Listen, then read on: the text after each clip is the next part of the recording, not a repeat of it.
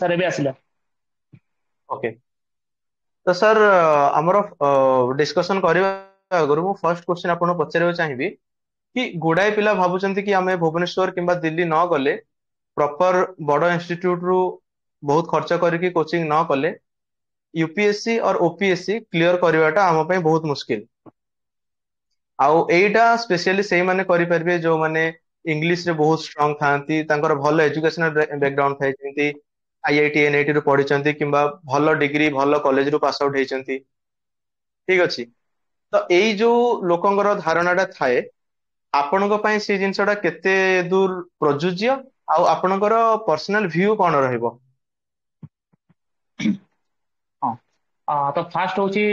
ମାନେ ଏମିତି ବହୁତ ଲୋକ ଥାଆନ୍ତି ଯୋଉମାନେ କି ଯୋଉମାନଙ୍କ ପାଖରେ ମାନେ କିଛି ହାର୍ଡ ୱାର୍କ ର କିମ୍ବା କିଛି ଟ୍ୟାଲେଣ୍ଟ ର ମାନେ କିଛି କମି ନଥାଏ ତାଙ୍କ ପାଖରେ। ଷ୍ଟିଲ୍ ସେମାନେ ନିଜ ମାନେ ମାଇଣ୍ଡରେ ଗୋଟେ ଏମିତି ବ୍ୟାରିୟର କ୍ରିଏଟ କରିଦେଇଥାନ୍ତି, ଯେମିତି କି ସାଇକୋଲୋଜିକାଲ ବ୍ୟାରିୟର କି ମାନେ ଆମକୁ ଗୋଟେ ଏମିତି ଜାଗାକୁ ଯିବାର ଅଛି ଲାଇକ ଦିଲ୍ଲୀ ଆଉ ଭୁବନେଶ୍ୱର ଯେମିତି ଆପଣ କହିଲେ,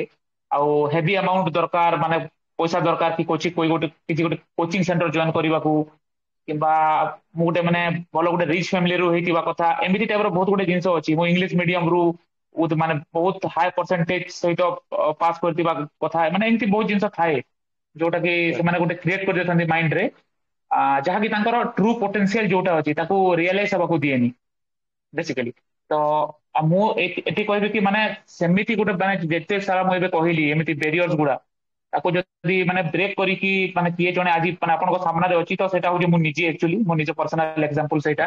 କି ମାନେ ଗୋଟେ middle class family rural background ରୁ ଆସିକି ଟୋଟାଲ ଏଜୁକେସନ ଟା ଗଭର୍ଣମେଣ୍ଟ ସ୍କୁଲ ରୁ, ନା କେବେ କିଛି ପ୍ରାଇଭେଟ ସ୍କୁଲ ନା ପ୍ରାଇଭେଟ କଲେଜ କିଛି ନାହିଁ, ୱିଦାଉଟ୍ ଏନି ମାନେ କୋଚିଂ, କିଛି ଏମିତି ନ କରିକି ମାନେ ଆଜି ଆପଣଙ୍କ ସାମ୍ନାରେ ମାନେ ଫର୍ଷ୍ଟ ଆଟେମ୍ପ୍ଟରେ ଯାହାକି ମାନେ ମୁଁ କହିବି କି ବହୁତ ଗୋଟେ ମାନେ ନିଜକୁ ଗ୍ରେଟଫୁଲ ଫିଲ୍ କରୁଛି କି ଫାର୍ଷ୍ଟ ଆଟେମ୍ପ୍ଟରେ ଓପିଏସସି ଟା କ୍ଲିୟର କରିକି ଆଜି ଆପଣଙ୍କ ସାମ୍ନାରେ ବସିଛି। ତ ସେମିତି କିଛି ମାନେ ବ୍ୟାରିୟର ନାହିଁ ଆକ୍ଚୁଆଲି, କି ଆପଣ କିଛି ଗୋଟେ ମାନେ ପୁରା ବଡ ସିଟିରୁ ହେଇଥିବା କଥା କି ଟୋଟାଲ ଇଂଲିଶ ମିଡିୟମରେ ପଢିଥିବା କଥା, ଭଲ ଇଂଲିଶ ଆପଣଙ୍କୁ ବହୁତ ବଢିଆ ଇଂଲିଶରେ କହିପାରୁଥିବେ ଲେଖିପାରୁଥିବେ, ତାପରେ କୋଚିଂ ଜଏନ କରିବେ, ଏମିତି ମାନେ ଏସବୁ ଗୁଡା ବ୍ୟାରିୟର ଗୁଡା ହିଁ ଖାଲି ଏମିତି, ୟାର କିଛି ମାନେ ଟ୍ରୁ ସେନ୍ସରେ ମାନେ ଆମେ ପ୍ରାକ୍ଟିକାଲ ସେନ୍ସରେ ଦେଖିବା ତ କିଛି ତାର ମିନିଂ ନାହିଁ। ତ ଏଭ୍ରି ୱାନ୍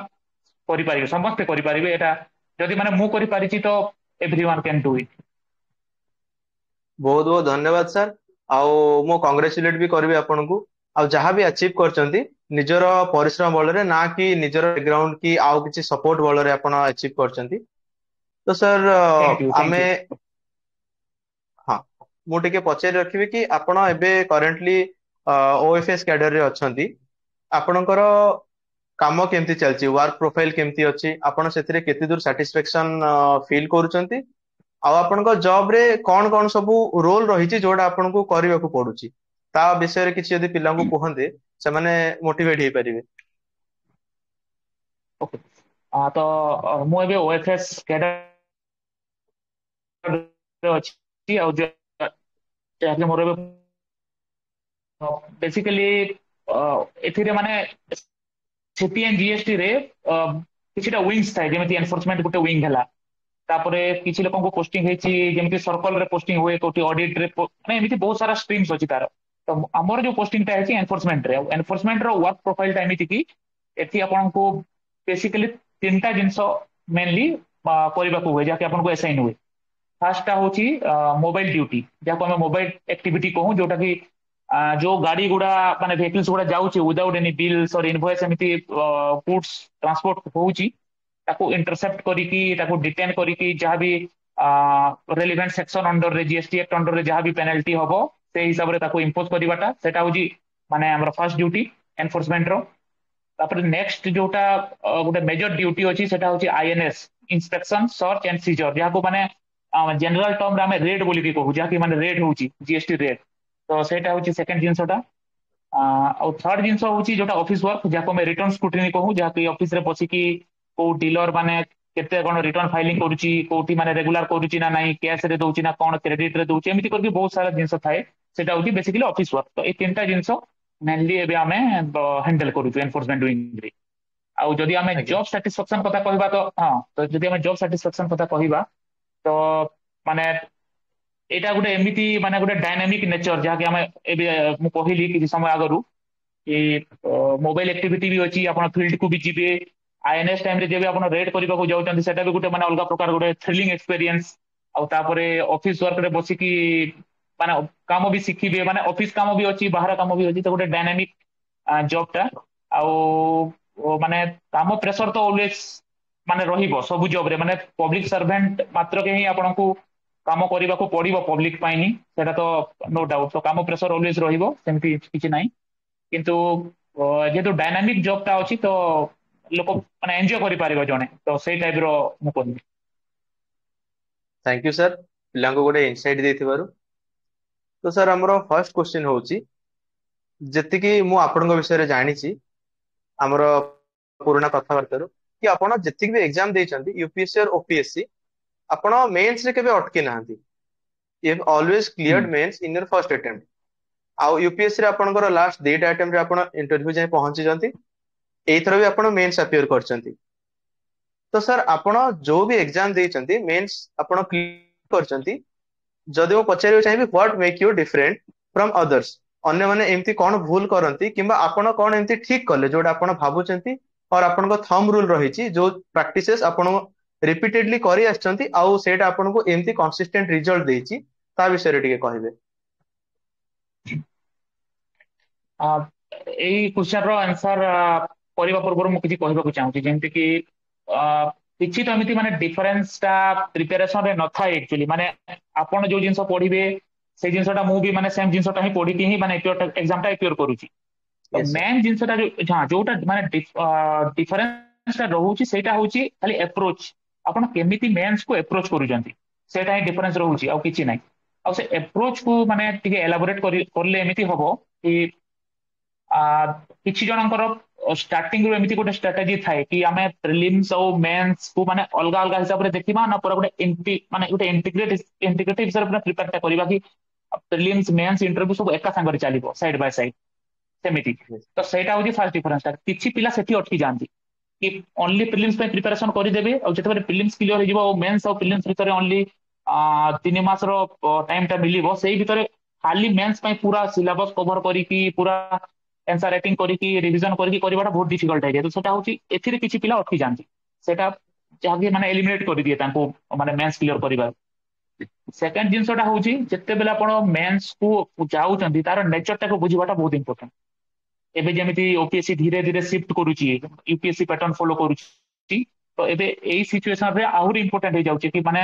ସେ ଆକ୍ଚୁଆଲି ମେନ୍ସ ପେପର ଗୁଡାକରେ ଆପଣଙ୍କଠୁ ଚାହୁଁଛି କଣ कि GS1 हो GS2 GS3 GS4 ସବୁ ପେପର ର ଅଲଗା ଅଲଗା ଆପ୍ରୋଚ ଅଛି, ଅଲଗା ଅଲଗା ଷ୍ଟ୍ରାଟେଜି ଅଛି। ତ ସେ ଆକ୍ଚୁଆଲି ଚାହୁଁଛି କଣ ସେଟା ବେଶୀ ଇମ୍ପୋର୍ଟାଣ୍ଟ। ଆପଣ ଯେତେବେଳେ ସେଟା ବୁଝିଯିବେ କି ଓପିଏସସି ଆପଣଙ୍କଠୁ କଣ ଚାହୁଁଛି, ତ ଏଟା ମାନେ ଆପଣଙ୍କର ଭାବି ଦିଅନ୍ତୁ କି ଆରାଉଣ୍ଡ 40-50% ପୁରା ବର୍ଡନ ଟା କମ ହେଇଯିବ। କି ମାନେ ନହେଲେ ଏମିତି ଥାଏ ନା ଅନନେସେସାରୀ ମାନେ ଆମେ ପୁରା ଗୋଟେ ରଖିଥାଉ ମାଇଣ୍ଡ ରେ କି ଏଇଟା ବି କରିବାର ଅଛି ସେଇଟା ବି କରିବାର ଅଛି, ସେ ଏଇଟା ମାନେ ପଢିଦେଲା ସେଠୁ ସେ ମେଟେରିଆଲ ଗୋଟେ ନୂଆ ଆସିଗଲା ଆଜ୍ଞା। ଅନଲାଇନ ରେ। ତ ମାନେ ଏବେ ଅନଲାଇନ ଟାଇମ ରେ ସେଟା ବେଶୀ ଜିନିଷ ମାନେ ଏମିତି କ୍ରିଏଟ କରୁଛି ଅନନେସେସାରୀ ବର୍ଡନ ଟା ପିଲାଙ୍କ ମାଇଣ୍ଡ ରେ। ତ ओवरफ्लो ऑफ ହଁ इंफॉर्मेशन ଆମେ ଯୋଉ କହୁଛେ ଆଉ ମେଟେରିଆଲ ର। ବିଲକୁଲ ବିଲକୁଲ। ତ ମାନେ ସେ କେତେ ପଢିବାର ଅଛି ଆଉ କୋଉଠୁ ପଢିବାର ଅଛି ଆଉ ସେ ଯୋଉଟା ପଢୁଛନ୍ତି ତାକୁ କେମିତି ଆପ୍ଲାଏ କରିବାର ଅଛି। ଯଦି କିଛି ପଢୁଛନ୍ତି ଆଉ ତାକୁ ଯଦି ଆପ୍ଲାଏ କରିପାରୁନାହାନ୍ତି ଆନ୍ସର ରାଇଟିଂ ରେ, ତ କିଛି ମାନେ ସେ ଜିନିଷଟା ପଢିକିନା ମାନେ ଆପଣ ଖାଲି ଟାଇମ ହିଁ ୱେଷ୍ଟ କଲେ,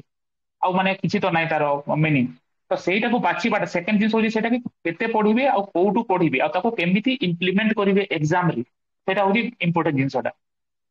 ଯୋଉଟା ଥର୍ଡ ଜିନିଷ ଏଇଟା ହେଲା କି ଆପଣ ବହୁତ ପିଲା ଏମିତି ଥାଆନ୍ତି ଯାଙ୍କର ଗୋଟେ ଏଇଟା ଗୋଟେ ମାଇନର ଜିନିଷ ଆପଣ କହିପାରିବେ କି କିଛି ଫୋକସ ଦିଅନ୍ତିନି। ହ୍ୟାଣ୍ଡ ରାଇଟିଂ ହେଲା ତାଙ୍କର ଟାଇମ ମ୍ୟାନେଜମେଣ୍ଟ ଟା ବହୁତ ଇମ୍ପୋର୍ଟାଣ୍ଟ। କାହିଁକି ନା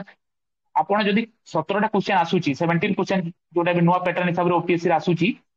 यस। ଆପଣ ଯଦି କୋଉଠି ଗୋଟେ ବି କ୍ୱେଶ୍ଚନ ଯଦି ଆପଣଙ୍କର ଗୋଟେ ପେପରରେ ରହିଗଲା, ତ ମାନେ ଆପଣ ଭାବି ଦିଅନ୍ତୁ କି ଆପଣ କମ୍ପିଟିସନ ରୁ ଆଉଟ ହେଇଗଲେ। ମାନେ ଟାଇମ ମ୍ୟାନେଜମେଣ୍ଟ ବହୁତ ଇମ୍ପୋର୍ଟାଣ୍ଟ। ଫାର୍ଷ୍ଟ ଜିନିଷ ମୁଁ ତ ପର୍ସନାଲି ଯାହା ମୁଁ କରେ ଆକ୍ଚୁଆଲି କି ଆଜି ଯାଏଁ କୌଣସି ଏକ୍ସାମ ରେ ବି ଗୋଟେ ବି କ୍ୱେଶ୍ଚନ ପେପର ଗୋଟେ ବି କ୍ୱେଶ୍ଚନ ଆକ୍ଚୁଆଲି ରହିନି ମୋର କି ମାନେ କମ୍ପ୍ଲିଟ ଏମିତି ପେପର ନହେବା ଭଳିଆ କେବେ ସିଚୁଏସନ ଆସିନି। କାହିଁକି ନା ଯେତେବେଳେ ଆପଣ ଏକ୍ସାମ ହଲକୁ ଏଣ୍ଟର କରିବେ तो फास्ट जिन माइंड रे रखु कि सब क्वेश्चन तार इंपोर्टेंस अच्छी एमती ना कि 15 मार्क को आप बेसी इंपोर्टेंस देवे और 10 10 मार्क को कम दौरान 20 मार्क को बेसी देखिए 15 मार्क को कम दौरान एमती किसी माने डिस्क्रिमिनेट करने कथा नुह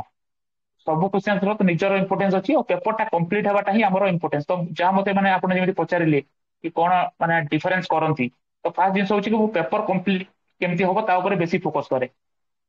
आउ जदि ଆପଣ କିଛି ଏମିତି ହବ କି ଯଦି କ୍ୱେଶ୍ଚିନ୍ସ ଆପଣଙ୍କୁ ଆସୁନଥିବ ତ ସେଥିରେ ଆପଣଙ୍କୁ ଟିକେ କମ୍ପ୍ରୋମାଇଜ କରିବାକୁ ପଡିପାରେ କ୍ୱାଲିଟିରେ ବଟ୍ ଏମିତି ନାହିଁ କି ଆପଣ ଗୋଟେ କ୍ୱେଶ୍ଚିନ୍ ଯୋଉଟା ଆସୁଛି ମାନେ ଏତେ ଏତେ ସାରା ଜିନିଷ ଲେଖି ଲେଖି ଚାଲିଲେ କି ଗୋଟେ କ୍ୱେଶ୍ଚିନ୍ସକୁ ହିଁ ମାନେ ବେଶୀ ଟାଇମ ଦେଇଦେଲେ ତ ଏପଟେ ଗୋଟେ କ୍ୱେଶ୍ଚିନ୍ସ ଆପଣଙ୍କର ରହିଯାଉଛି ଲାଷ୍ଟରେ ତ ସେମିତି ୟେସ୍। ସିଚୁଏସନରେ ମାନେ ହଁ ମାନେ ସେଟା ମାନେ ଏଭଏଡ କରିବା କଥା ସେମିତି ସିଚୁଏସନଟା ମାନେ ପ୍ରାୟୋରିଟି ରହିବା କଥା କି ପେପରଟା କମ୍ପ୍ଲିଟ ହେଇଯାଉ ତ मेनली एमती एमती सब जिन अच्छी जोटा कि आम एप्रोच सहित लिंक कर माने हाउ टू एप्रोच सेटा ही मेन जिनसटा सेटा करदेले एग्जाम क्लियर करवाटा किसी माने एमती डिफिकल्ट जिनसटा नुह एक्चुअली तो सर समराइज କରିବାକୁ गले आपण फर्स्ट आपण अप्रोच को स्पेसिफिक रखिथिले जोटा कि पिला प्री और मेंस पे सेपरेट रखंती आपण इंटीग्रेटेड प्रिपरेशन करथिले एट ए टाइम प्री अगुर आपण बिल्कुल मेंस रेडी थिले okay and the second thing is time management जोटा आपण आंसर को केमिति टाइम टाइम बाउंड हिसाब रे लिखियार अछि प्रैक्टिस करके जाइथिले और एतिकी प्रैक्टिस आपण थिला कि आपण गोटे भी क्वेश्चन रा आंसर ऑन आंसर्ड रखी के आसी नथिले पेपर रे हाँ माने जहाँ भी हो ଆପଣ ଲେଖିକି ଆସିବେ ସେଠି ଏମିତି ଯଦି ଛାଡିକି ବ୍ଲାଙ୍କ ଛାଡିକି ଆସିଲେ ନା ମାନେ ଫାଷ୍ଟ ଗୋଟେ ନେଗେଟିଭ ଇମ୍ପ୍ରେସନ ଯିବ ଏକ୍ସାମିନର ମାଇଣ୍ଡ ରେ କି ମାନେ ପିଲାକୁ ଯଦି କାଲି ଗୋଟେ ସିଭିଲ ସର୍ଭେଣ୍ଟ ହେଇଯାଉଛି ଗୋଟେ ଜାଗାରେ ସପୋଜ ଗୋଟେ ଓଏସଏ କି ନା ଓଏଫଏସ ହେଇକି ପୋଷ୍ଟିଂ ହଉଛି ତାର ଆଉ କିଛି ଗୋଟେ ଏମିତି ସିଚୁଏସନ ଆସିଲା କି ସେ ଏଇ ସିଚୁଏସନ କୁ ଯେ ଫେସ୍ କରିପାରୁନି ମାନେ ତାର ମାଇଣ୍ଡ ଟା ବ୍ଲାଙ୍କ ହେଇଯାଉଛି ତ ସେମିତି ଆଜ୍ଞା ତାହା ରିଫ୍ଲେକ୍ଟ କଲା ନା ହଁ ଯଦି ଆପଣ କ୍ୱେଶ୍ଚନ ପେପରଟା ବ୍ଲାଙ୍କ ହେଇଯାଉଛି ତ ତା ମାନେ ହେଲା କି ସେଇଟା ହିଁ ରିଫ୍ଲେକ୍ଟ କଲା କି ଆପଣ କାଲି ଯଦି କୋଉ ଗୋଟେ ରିଅଲ ସିଚୁଏସନ କୁ ଫେସ୍ କରିବେ ଗ୍ରାଉଣ୍ଡ ଲେଭେଲରେ ତ ଆପଣ ବ୍ଲାଙ୍କ ହେଇଯିବେ କିଛି ସଲ୍ୟୁସନ ନାହିଁ ଆପଣଙ୍କ ମାଇଣ୍ଡରେ ତ ତ ସେଇଟା ମାନେ ବହୁତ ନେଗେଟିଭ ଇମ୍ପ୍ରେସନ ଯାଏ ତ ସେଇ ଜିନିଷଟାକୁ ଆଭଏଡ କରିବା କଥା ଯାହା ହଉଛି ନା ମାନେ ତା ଆରାଉଣ୍ଡ ବି କିଛି ହଉଛି ମାନେ ବହୁତ କ୍ୱେଶ୍ଚନ ଆସିବ ଆପଣ ଜାଣିନଥିବେ ଡାଇରେକ୍ଟ ଆନ୍ସର ସ୍ଟିଲ୍ ତାର ଆରାଉଣ୍ଡ ରେ କିଛି ବି ନା ଆପଣ ଲେଖିକି ଜଷ୍ଟ ଗୋଟେ ଫ୍ରେମୱାର୍କ ରେଡି କରିକି ଯେମିତି ଆପଣ ଲେଖନ୍ତି ତାକୁ ଯଦି ଆପଣ ପେପରଟା କମ୍ପ୍ଲିଟ କରିଛନ୍ତି ତ ନୋ ଡାଉଟ ମାନେ ଆପଣ କମ୍ପିଟିଟର ରୁ ମାନେ ଗୋଟେ ମାର୍କ ହେଲା କିମ୍ବା 1.5 ହେଲା କିମ୍ବା ଇଭେନ ହାଫ୍ ମାର୍କ ବି ହେଲା ସେଟା ଆପଣଙ୍କୁ ଆଡଭାନ୍ଟେଜ ଦେଇଦବ थैंक यू सर एई जिनसटा इंपोर्टेंट आपण जो रिलेट कले कि गोटे फ्यूचर सिविल सर्वेंट हिसाब रे आपण गोटे एक्सपेक्ट करा जाउची कि को भी अनप्रेसिडेंटेड सिचुएशन आसिला आपण ताको फेस करि परिया कथा आ आमे एग्जाम रे जदी किछि भी क्वेश्चन जोटा आउट ऑफ सिलेबस आसुची अनएक्सपेक्टेड आसुची ताको छाडी देवार मीनिंग ही एया कि we are not prepared to handle it exactly okay thank you sir तापरे मु आपनको आउ गोटे जिनस जानिबा पय चाहिबी कि आपण मेंस ପାଇଁ स्पेसिफिक जहां भी रिसोर्सेस सेपरेट फॉलो करथिले जेमति आपण कहले कि प्री और मेंस पे इंटीग्रेटेड प्रिपरेशन करूथिले बट दीटार जो ओरिएंटेशन ठीक अलगा प्री रे हमको अधिक फैक्ट्स ऊपर इंफॉर्मेशन ऊपर काम କରିବାକୁ पड़े बट मेंस रे हमर बेसी ब्रेनस्टॉर्मिंग କରିବାକୁ पड़े थॉट प्रोसेस ऊपर काम କରିବାକୁ पड़े हमर आइडियाज गुडा को डेवलप କରିବାକୁ पड़े मेंस ପାଇଁ तो एई दीटा जिंस को आपण केमिति मैनेज करूथिले और रिसोर्सेस रे कोन सेग्रीगेशन आनुथिले जोड आपनको मेंस ପାଇଁ प्रिपरेशन करिवारे हेल्प करथिला ओके हाँ जेମିତି ମୁଁ କହିଲି କି एक्चुअली ମୁଁ ତ ପୁରା ଇଣ୍ଟିଗ୍ରେଟ କରିକି ପ୍ରିପାରେସନ କରୁଥିଲି ପ୍ରିଲିମ୍ସ ଆଉ ମେନ୍ସ ପାଇଁ କିନ୍ତୁ ଏମିତି ଥାଏ କି ଯେମିତି ପ୍ରାୟ ସମସ୍ତେ ଏଠି ଅଲରେଡି ମାନେ ଜାଣିଛନ୍ତି ରିସୋର୍ସେସ କଥା କି ମାନେ କୋଉ କୋଉ ସୋର୍ସ ରୁ କଣ ପଢିବା କଥା ସେଇଟା ମାନେ ଯେମିତି ପ୍ରିଲିମ୍ସ ପାଇଁ ଫର ଏକ୍ସାମ୍ପଲ ମୁଁ କିଛି ଏକ୍ସାମ୍ପଲ ନେବି ଯେମିତି କି ଆମେ ଦିଟା ମେଜର ଟପିକ ଧରିବା ଯେମିତି ଫାର୍ଷ୍ଟ ହେଲା ପଲିଟି ଆଉ ଆମର ହିଷ୍ଟ୍ରି ବାଲା ପାର୍ଟଟା ଫର ଏକ୍ସାମ୍ପଲ ଆମେ ନେବା ତ ପଲିଟିରେ କଣ ହୁଏ ଆପଣ ପ୍ରିଲିମ୍ସ ପାଇଁ ପଢୁଛନ୍ତି मेजरली समस्त प्राय माने एग्री करिवे कि लक्ष्मीकांत प्राय फॉलो करूचंती समस्ती एबे यस सर जोटा कि हां मार्केट रे अछि जोटा मेजर सोर्स तो लक्ष्मीकांत पढला बेले कोन होची आपण प्रीलिम्स पाई कि केमिति हिसाब रे पढुचंती आ प्रीलिम्स ता क्लियर होउची मेंस टाइम रे कोन होउची सेही जिंसटाकू जस्ट कि आपण को ना तार एनालिसिस वाला पार्ट देखिबा होउची फॉर एग्जांपल जेमिति आपण पढिबो गुटे क्वेश्चन मेंस रे कि कंट्रोलर एंड ऑडिटर जनरल ପରେ ଗୋଟେ क्वेश्चन ଆସିଲା कि तार माने फंक्शंस कोन आ माने तार इश्यूज कोन होउची तो आपन को कोन करबा को पड़िबो तार जो कंट्रोलर एंड ऑडिटर जनरल को सेक्टर हमर आर्टिकल रे अछि पॉलिटी रो लक्ष्मीकांत आपण जानि जिवे इजीली से पढिचंती तार माने ନେଚର କଣ ମାନେ ସେ କଣ କରେ ଆକ୍ଚୁଆଲି ତାକୁ ଜଷ୍ଟ ଆମକୁ ଗୋଟେ ଦି ଲାଇନରେ ସମରାଇଜ କରିବାର ଅଛି କି controller auditor general of India article 148 ଯାହା ବି ଅଛି ଏତିକି ଏତିକି କରିକି ଆପଣ ଇଏ ଜିନିଷ ଗୁଡା ସବୁ ସେ କରନ୍ତି ମାନେ ଦେଶର ଫାଇନାନ୍ସ ଉପରେ ଯାହା ବି ତାଙ୍କର ଅଛି ଜିନିଷ ଗୁଡା କଣ୍ଟ୍ରୋଲ କରିବାଟା ଯାହା ବି ଅଡିଟ ରିଲେଟେଡ ସବୁ ତ ଆପଣ ଲେଖିବାର ଅଛି ଗୋଟେ ଦି ଲାଇନରେ ତାକୁ ଆପଣ ଇଣ୍ଟ୍ରୋଡକ୍ସନରେ ସାରିଦେଲେ ନେକ୍ସଟ ପାର୍ଟ ଆପଣ କଣ କରିବେ এই ଯୋଉ ୟାର ଯୋଉ ପଚାରିଛି କଣ୍ଟ୍ରୋଲର ଅଡିଟର ଜେନେରାଲ ର ଇସ୍ୟୁଜ ଗୁଡା କଣ ସେଟା ଆକ୍ଚୁଆଲି ମେନ୍ସରେ ପଚାରିବ ସେ ପଚାରିବନି କି ୟାକୁ କିଏ ଆପଏଣ୍ଟ କରନ୍ତି ଯେମିତି ପ୍ରିଲିମ୍ସରେ ପଚାରେ ତାର ଟେନ୍ୟୁର ଟା ରାଇଟ୍। କଣ ହଁ ତ ସେଟା ତ ଅଲରେଡି ଆପଣ ପଢିଛନ୍ତି ପ୍ରିଲିମ୍ସରେ କିନ୍ତୁ ଆପଣ ତାକୁ ୟୁଜ କରିପାରିବେ ମେନ୍ସରେ ଜଷ୍ଟ ଇଣ୍ଟ୍ରୋଡକ୍ସନ ଲେଖିବେ ନା କଣ ଗୋଟେ ସପ୍ଲିମେଣ୍ଟ କରିବାକୁ କିଛି ଆପଣ ୟୁଜ କରିଦେଲେ ତାକୁ ଏତିକି ସରିଗଲା କିନ୍ତୁ ମେନ୍ସ ପାଇଁ ଆପଣଙ୍କୁ କଣ କରିବାକୁ ପଡିବ କଣ୍ଟ୍ରୋଲର ଅଡିଟର ଜେନେରାଲ ର ଯୋଉଟା କରେଣ୍ଟ ରେ ଚାଲିଛି ଜିନିଷ ଗୁଡା ସେଥିପାଇଁ କରେଣ୍ଟ ଏଫେୟାର ଟା ଏଠି ଇମ୍ପୋର୍ଟାଣ୍ଟ ହେଇଯାଏ ମେନ୍ସ ପାଇଁ ଆଉ ସ୍ପେସିଆଲି GS2 ପାଇଁ ଆଉ GS3 ପାଇଁ ବହୁତ ଇମ୍ପୋର୍ଟାଣ୍ଟ କରେଣ୍ଟ ଏଫେୟାର କୁ ସ୍କିପ୍ ଟୋଟାଲି କରିବା କଥା ନୁହଁ GS2 GS3 ପାଇଁ GS2 ରେ ସେ ଯୋଉ କଣ୍ଟ୍ରୋଲ ଅଡିଟର ଜେନେରାଲ କିଛି ଇସ୍ୟୁଜ ଗୁଡା ଆପଣଙ୍କୁ ଡେଲି ଡେଲି ଆପଣ ଯଦି ଗୋଟେ ଇୟର କଣ୍ଟିନ୍ୟୁଅସଲି କିମ୍ବା 6 ମାସ କଣ୍ଟିନ୍ୟୁଅସଲି ଫଲୋ କରିବେ ନ୍ୟୁଜ କୁ ଯୋଉ ବି ସୋର୍ସ ରୁ ହଉ ନିଜ ମାନେ କମ୍ଫର୍ଟେବଲ ହିସାବରେ ଯୋଉ ଯିଏ ବି ଯାହା ଯୋଉଠି କରୁଛି ତ କରିବେ ସେଟା ଆସିଯିବ କେମିତି ଇଏ ହଉଛି ଆମକୁ 5ଟା ପଏଣ୍ଟ ଇଜିଲି ମିଳିଯିବ କି କଣ୍ଟ୍ରୋଲ ଅଡିଟର ଜେନେରାଲ ର ଏଇଟା ହଉଛି ଇସ୍ୟୁ ଏଇ ଇସ୍ୟୁ ଗୁଡା ଫେସ୍ କରୁଛି ସେ ଇସ୍ୟୁ ଗୁଡା ଫେସ୍ କରୁଛି ତାକୁ ସଲ୍ୟୁସନ କଣ ବାହାର କରିବାଟା ସେଟା ହଉଛି ମେନ୍ ଜିନିଷଟା କାହିଁକି ନା ସିଭିଲ ସର୍ଭେଣ୍ଟ ହିସାବରେ ସବୁବେଳେ ଆମକୁ ସଲ୍ୟୁସନ ଦେବାକୁ ପଡିବ ଅଲ୍ଟିମେଟଲି ତ କଣ କଣ କଲେ କୋଉ କୋଉ ରିଫର୍ମ ଟା ତମେ ସଜେଷ୍ଟ କରିପାରିବ ସେଟା ନିଜର ଇନୋଭେସନ ନିଜର କ୍ରିଏଟିଭିଟିଟା ସେଟା ବି ଅଲମୋଷ୍ଟ ଆସିବ କରେଣ୍ଟ ଏଫେୟାରରୁ ଆଉ ତାପରେ କିଛି ଏମିତି ଥାଏ ଯେମିତି ଆପଣ ତାକୁ ସବଷ୍ଟାନ୍ସିଏଟ କରିବେ କୋଉ ଗୋଟେ କମିଟି ଆସିଛି ରିଫର୍ମସ କମିଟି ଆସିଲା କି ଏ ରିଫର୍ମ କମିଟି ଏଇଆ କହିଲା କି କ୍ୟାଟ କୁ ଏମିତି କଲେ ରିଫର୍ମ କଲେ ମାନେ ବେଟର ତାର ୱାର୍କିଂ ଟା ବେଟର ହେଇପାରିବ ତ କମିଟିର ଯଦି କିଛି ଅଛି ନା କିଛି ଯଦି ଡାଟା ଅଛି ତ ତାକୁ ସବଷ୍ଟାନ୍ସିଏଟ କରିକି ବାସ୍ ଆପଣ କନକ୍ଲୁଡ କରିବେ ଏତିକି ଜିନିଷ ଆପଣଙ୍କୁ ସେଇ ଲିମିଟେଡ ମାନେ 8 to 9 ମିନିଟ ଭିତରେ କମ୍ପ୍ଲିଟ କରିବାର ଅଛି ତ ଏଥିପାଇଁ କଣ କରିବାକୁ ପଡିବ ଆପଣଙ୍କୁ ସେ ପ୍ରିଲିମ୍ସ ବାଲା ଆପ୍ରୋଚ କୁ ବେସ୍ କରିକି ଆପଣ ତାର ଇଣ୍ଟ୍ରୋଡକ୍ସନ ଟା ଷ୍ଟାର୍ଟ କରିଦେଲେ ସେଇଟା ଆପଣଙ୍କର କଣ କରିବ ନା ମାନେ ନଲେଜ କୁ ଏଇଟା ଦେଖେଇବ କି ଆପଣ ଜାଣିଛନ୍ତି ଆକ୍ଚୁଆଲି କି କଣ୍ଟ୍ରୋଲର ଅଡିଟର ଜେନେରାଲ କଣ କରେ କି କୋଉ ଆର୍ଟିକଲ ରେ ଅଛି ଆଉ ସେ କଣ କରେ ଏତିକି ଆପଣ ଜାଣିଛନ୍ତି ତାପରେ ଇସ୍ୟୁଜ ଗୁଡା ଆଉ ତାପରେ ୱେ ଫରୱାର୍ଡ ତାର ରିଫର୍ମ ଯାହା ସଜେଷ୍ଟ କରିବେ ସେଇଟା ଟୋଟାଲି କରେଣ୍ଟ ଏଫେୟାର ବେସ୍ ରୁ ଆସିବ କିମ୍ବା କୋଉ ଗୋଟେ କମିଟି ସଜେସନ ଯାହା ବି ଆପଣ ଦେବେ ସେଟା ଆପଣ ଆଉ ଟିକେ ଭ୍ୟାଲ୍ୟୁ ଏଡିସନ ଟାଇପ ର ହେଇଯିବ ତ ଏମିତି କରିକି ଆପ୍ରୋଚ କରିବାର ଅଛି ଆକ୍ଚୁଆଲି ମାନେ ସବୁ ଏଟା ଆକ୍ଚୁଆଲି ମୁଁ GS2 ଆଉ GS3 ପାଇଁ ଏଥିପାଇଁ କହିଲି କାହିଁକି ନା ଇକୋନୋମି ସର୍ଭେ କିମ୍ବା ବଜେଟ ର ଡାଟା ହେଲା କିମ୍ବା କିଛି ଗୋଟେ କୋଉ ଗୋଟେ ଯାହା ବି ଆସୁଛି ଆପଣ ପଭର୍ଟି ରେଟ୍ ଉପରେ କିଛି ଗୋଟେ ଆସିଲା ନୀତି ଆୟୋଗର କିଛି ଗୋଟେ ଆସିଲା ତ ଏଇ ସବୁ ଡାଟା ଗୁଡା ଆପଣ ସବଷ୍ଟାନ୍ସିଏଟ କରିପାରିବେ GS3 ପାଇଁ ଇଣ୍ଟରନାଲ ସିକ୍ୟୁରିଟିର କିଛି ଗୋଟେ ଇସ୍ୟୁ ହେଲା ଯେମିତି ଇଣ୍ଡିଆ ପାକିସ୍ତାନର ଇସ୍ୟୁ ହେଲା ଇଣ୍ଡିଆ ଶ୍ରୀଲଙ୍କା ମାନେ ବର୍ଡର ଇସ୍ୟୁ ହେଲା ନକ୍ସଲିଜମ ବାଲା ଇସ୍ୟୁ ହେଲା ସାଇବର ସିକ୍ୟୁରିଟିର ନୂଆ ନୂଆ ଜିନିଷ ଯେମିତି ଏବେ ଯେମିତି ଆର୍ଟିଫିସିଆଲ ଇଣ୍ଟେଲିଜେନ୍ସ ଏ ଯୋଉ ଡିପ୍ ଫେକ୍ସ ଜେନେରେଟିଭ ଏଆଇ ଏଟା ଗୁଡା ବହୁତ ମାନେ ଏବେ ହଟ୍ ଟପିକ୍ସ ଗୁଡା ତ ଏଟା ମୁଁ କହିବି ପିଲାମାନଙ୍କୁ ବି କି ଏଇ ଟପିକ ଗୁଡା ଆପଣ ଏସଏ ପାଇଁ ବି ଆଉ ଏଟାକୁ ଆପଣ ଏଥିକ୍ସ ପାଇଁ ବି ଯେମିତି କି ଏଇଥର ବୋଧେ ମୋର ଯାହା ମନେ ପଡୁଛି ଆମ ମେନ୍ସ ରେ ଆସିଥିଲା ୟୁପିଏସସି ର କି ଆପଣ ଜେନେରେଟିଭ ଏଆଇ ଆଉ ଆର୍ଟିଫିସିଆଲ ଇଣ୍ଟେଲିଜେନ୍ସ କୁ ସେ ଏଥିକ୍ସ ସାଙ୍ଗରେ ଲିଙ୍କ କରିଥିଲା ତାର ଏଥିକାଲ ପର୍ସପେକ୍ଟିଭ ଟା କଣ ତ ସେଇଟା GS3 ରେ ଏଥିକ୍ସ ରେ ଇଭେନ ଏସଏ ରେ ବି ଆସିବାର ବହୁତ ଚାନ୍ସ ଅଛି ତ ତାକୁ ମାନେ ଟିକେ ଟେକ୍ନୋଲୋଜି ଏଙ୍ଗଲ ଟାକୁ ମିକ୍ସ କରୁଛି ସେ ଏବେ ସବୁ ଜାଗାରେ ତ ଏଇଟା ସେତେବେଳେ ଡେଭଲପ ହବ ଯେତେବେଳେ ଆପଣ କରେଣ୍ଟ ଆଫେୟାର କୁ କଣ ଚାଲୁଛି ଆକ୍ଚୁଆଲି ଆପଣଙ୍କ ସରାଉଣ୍ଡିଂ କଣ ଅଛି ଯଦି ଆପଣ ନଜରଟା ରଖିଥିବେ ତ ସେଟାକୁ ଆପଣ ଇଜିଲି ଆପଣ ଇନକର୍ପୋରେଟ କରିପାରିବେ ଆଉ ଏଇଟା ବି ଇଜିଲି ହବନି ମୁଁ କହିଦଉଛି ଏଇଟା ଗୋଟେ ଦି ଦିନରେ ଏମିତି ହବନି ତା ପାଇଁ ଆପଣଙ୍କୁ ଆନ୍ସର ରାଇଟିଂ ପ୍ରାକ୍ଟିସ କରିବାକୁ ପଡିବ ଆଉ ଏଇଟାକୁ ଆପଣ ସାର୍ ହଁ ଯେତେବେଳେ ଆପଣ ଲେଖିବେ ଡେଲି ମାନେ ଗୋଟେ ଆନ୍ସର ଲେଖୁଛନ୍ତି ଆଉ ଏଠି ଇଣ୍ଟିଗ୍ରେଟ କରିକି ଆପଣ ଲେଖୁଛନ୍ତି ତ ସେଟା ରିଫ୍ଲେକ୍ଟ ହବ ଆପଣଙ୍କର ଏକ୍ସାମ ହଲରେ ଡାଇରେକ୍ଟ ଆପଣ ଯାଇକି ଏକ୍ସାମ ହଲରେ ଲେଖିଲେ ମାନେ ପୁରା କିଛି ଗୋଟେ ଅର୍ଗାନାଇଜ ରହିବନି ସେଟା ପ୍ରପର ୱେରେ ଆପଣ ଏଠି ଗୋଟେ ଲାଇନ ଲେଖୁଥିବେ ଏଠି ଗୋଟେ ମାନେ ପଏଣ୍ଟ ଲେଖୁଥିବେ ତ ସେଟା ମାନେ ଗୋଟେ ନେଗେଟିଭ ଇମ୍ପ୍ରେସନ ଯିବ ତ ସେଇ ହିସାବରେ ଆପ୍ରୋଚ କରିବା କଥା ଆକ୍ଚୁଆଲି ଥ୍ୟାଙ୍କ ୟୁ ସାର୍। ତ ଆପଣ ଯେମିତି କହିଲେ କି ପ୍ରି ର ସୋର୍ସେସ୍ ଆଉ ରିସୋର୍ସେସ୍ ଆମେ ଯାହା ବି ପଢିଛେ ପ୍ରି ରେ ସେଇ ଇନଫରମେସନ ଟା ଆମକୁ ଇଣ୍ଟ୍ରୋଡକ୍ସନ ରେ ଡାଟା ଦେବାରେ ହେଲ୍ପ କରେ ଯେମିତି ସିଏଜି ରେ ଆପଣ ଏକ୍ସାମ୍ପଲ ଦେଲେ କି ତାର ଆର୍ଟିକଲ କଣ ସେ ତାର ରୋଲ କଣ ଏଇଟା ଆମେ ପ୍ରି ରେ ଅଲରେଡି ପଢି ଦେଇଛେ ଏଇ ଜିନିଷ ଆମେ ଦେଲା ପରେ ଏକ୍ସାମିନର ଜାଣୁଛି କି ହଁ ଏଇ ଷ୍ଟୁଡେଣ୍ଟ ଟା ତାର ଏଇ ଇସ୍ୟୁଜ ଉପରେ ନଲେଜ ଅଛି ତାର ବେସିକ ଷ୍ଟ୍ରଙ୍ଗ ଅଛି ହଁ ଏବେ ଆସିବା ଆମେ କରେଣ୍ଟ ବାସ୍ ଆଫେୟାର୍ସ କୁ ବାସ୍ ନେଇକି ଯେମିତି ଆପଣ କହିଲେ କି ଏବେ ଯାହା ବି କୋଶ୍ଚିନ୍ ଆସୁଛି ଡାଇନାମିକ ଆସୁଛି ଓପିଏସସି ରେ ବି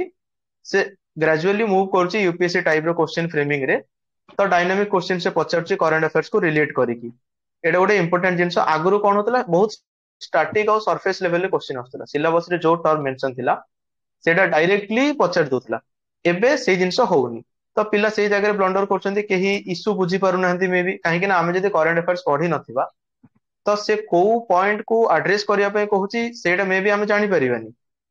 तो एबे सर आउ गोटे जिंस आसुची कि आमे प्री रे तो पढी देथिले किंतु मेंस रो जो प्रिपरेशन करूचे आपण जेमति कहले वैल्यू एडिशन हैला कि करंट अफेयर्स को ऐड करिवार हैला एई सब रो किछि गोटे नोट्स कि मटेरियल आपण केमति प्रिपेयर करथिले और मेंस पई मु कहिबी कि जणे नोट को हिसाब रे बनाया कथा कोन फोकस करिया कथा मेंस नोट रे तो मेन जिनस हूँ कि आपड़ जिते बेले नोट प्रिपेयर करूचंती स्पेशली मेंस पाई तो कौन हुए आपण पाखे गोटे माने लिमिटेड सिलेबस अच्छी माने आपण कोई भी पेपर एग्जांपल नहीं पारिबे GS1 रु लेके GS4 जाए गोटे जेमिति आपण मु एटी एग्जांपल देबी बहुत गोटे इंपोर्टेंट माने सब इंपोर्टेंट पेपर मु कहबी GS4 एथिक्स पेपर सेटा आपणकर इवन इंटरव्यू कॉल पाई किंबा जदि कहि परिबा हम पूरा फाइनल लिस्ट पाई भी बहुत इंपोर्टेंट एथिक्स पेपरटा काहेकि सेटा एक्चुअली एमिति डिफरेंशिएट करे कि आपणकर माइंडसेट को देखाए से पेपरटा GS4 टा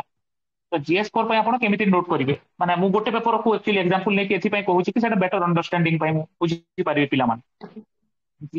GS4 रे एमिति थाय आपण गोटे सिलेबस टा अछि सिलेबस रे विभिन्न डिफरेंट डिफरेंट टर्म मेंशन अछि कि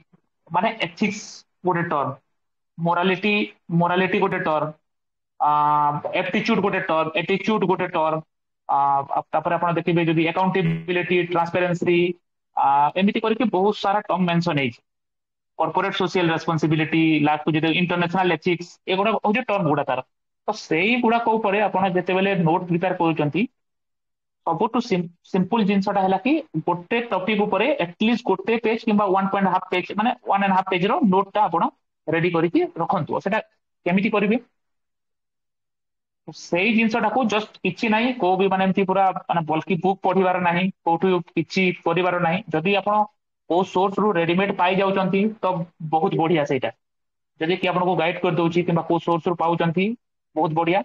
जदी निजे निजे सेल्फ करिवे जेमिति मो स्टार्टिंग टाइम रो मोर करितिली काहे कि ना से टाइम रे किछि एमती गाइडेंस एक्चुअली माने नथिला के गाइड करबा पई नथिले एक्चुअली मो टाइम रे जेतेबेले स्टार्ट करितिली अराउंड 2020-21 टाइम रे तो से टाइम रे एमिति हेतिला कि अपन टर्म टा उठेबे एबे इंटरनेट रे सब जिंस अवेलेबल अछि जस्ट खाली आपन को करिवार अछि कि अकाउंटेबिलिटी कोन फॉर एग्जांपल अकाउंटेबिलिटी रो कोन तार गोटे डेफिनेशन अछि सिंपल डेफिनेशन एमिति नै कि पूरा बुकिश डेफिनेशन लिखिबार अछि पूरा सिंपल डेफिनेशन अकाउंटेबिलिटी कोन आपन जहा माने भाबुचंती कि एटा ही अकाउंटेबिलिटी से हिसाब रे निजर निज को एक्सप्रेस करी हां एथिक्स पेपर रे निज को ही एक्सप्रेस करिवार अछि आ किछि नै तो अकाउंटेबिलिटी कोन गोटे डेफिनेशन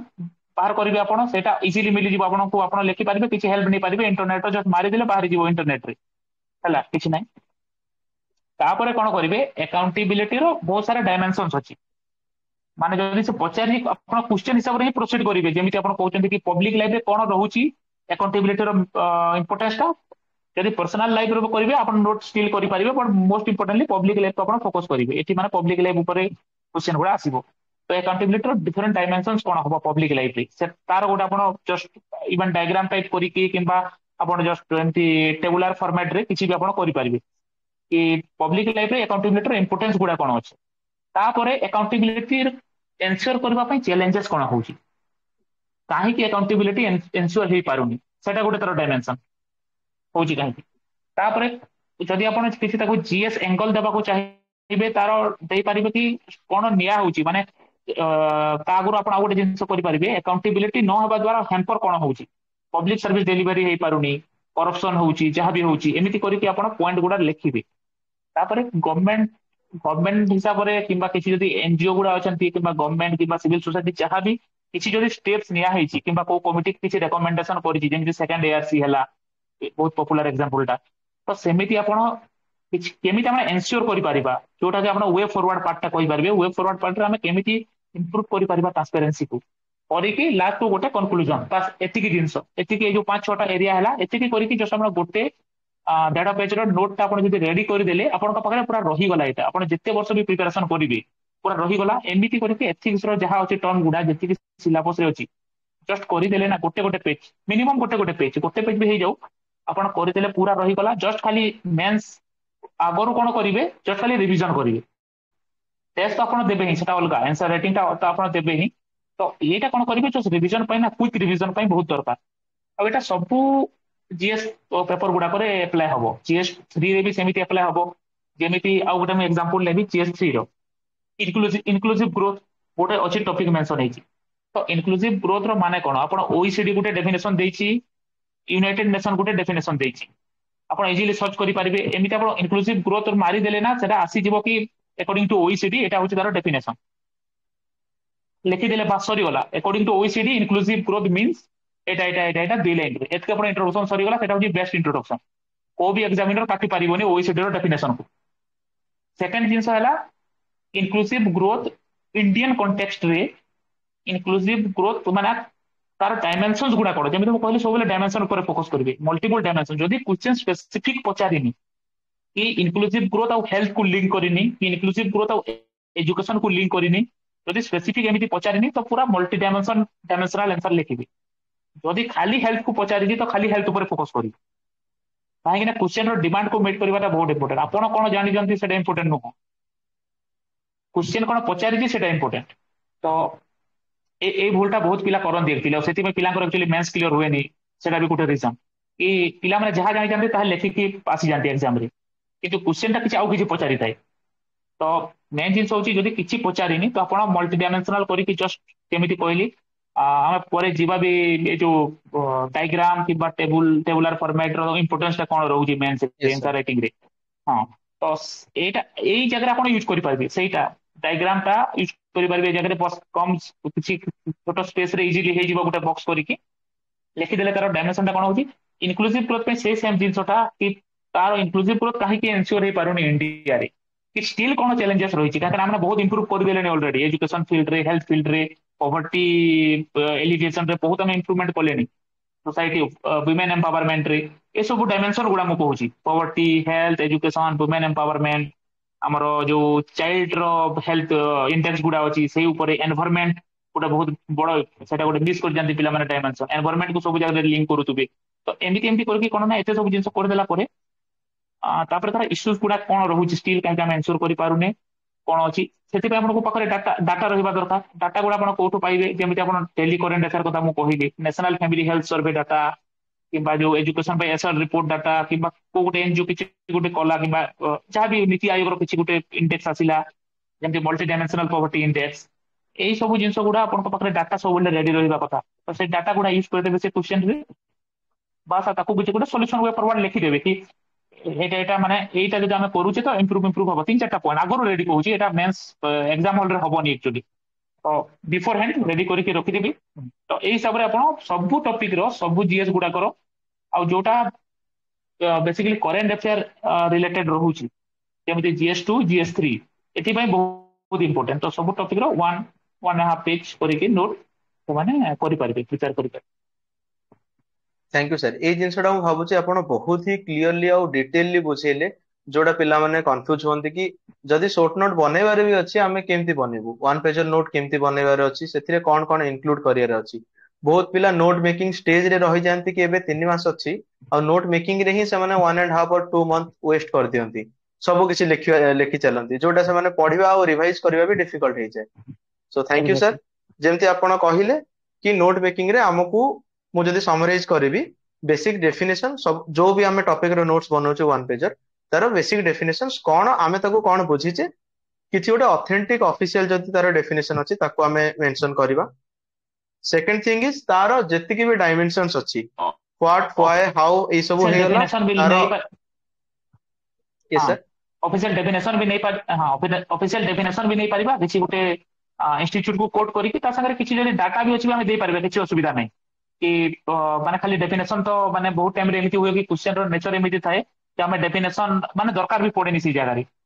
तो सेही जगह रे हमें किछि गोटे डाटा भी दे पारिबा किछि असुविधा नहीं माने निज निजर पर्सनल सब जिंस था कि डाटा को कंक्लूजन रे यूज करे कि इंट्रोडक्शन रे यूज करे तो निज ऊपर किछि असुविधा नहीं जहां निज को ठीक लागुची से हिसाब रे फ्रेम करबा कथा सेटा ही माने डिफरेंशिएशन टा क्रिएट करे लोकन भीतर कि मु इंट्रोडक्शन रे दउची आपण ताको कंक्लूजन रे दउचन तो सेही हिसाब रे अप्रोच करि ओके सर। ଆଉ ତାର ଯେତିକି ଡାଇମେନସନ ଅଛି ତାକୁ ଆମେ କଭର କରିବା।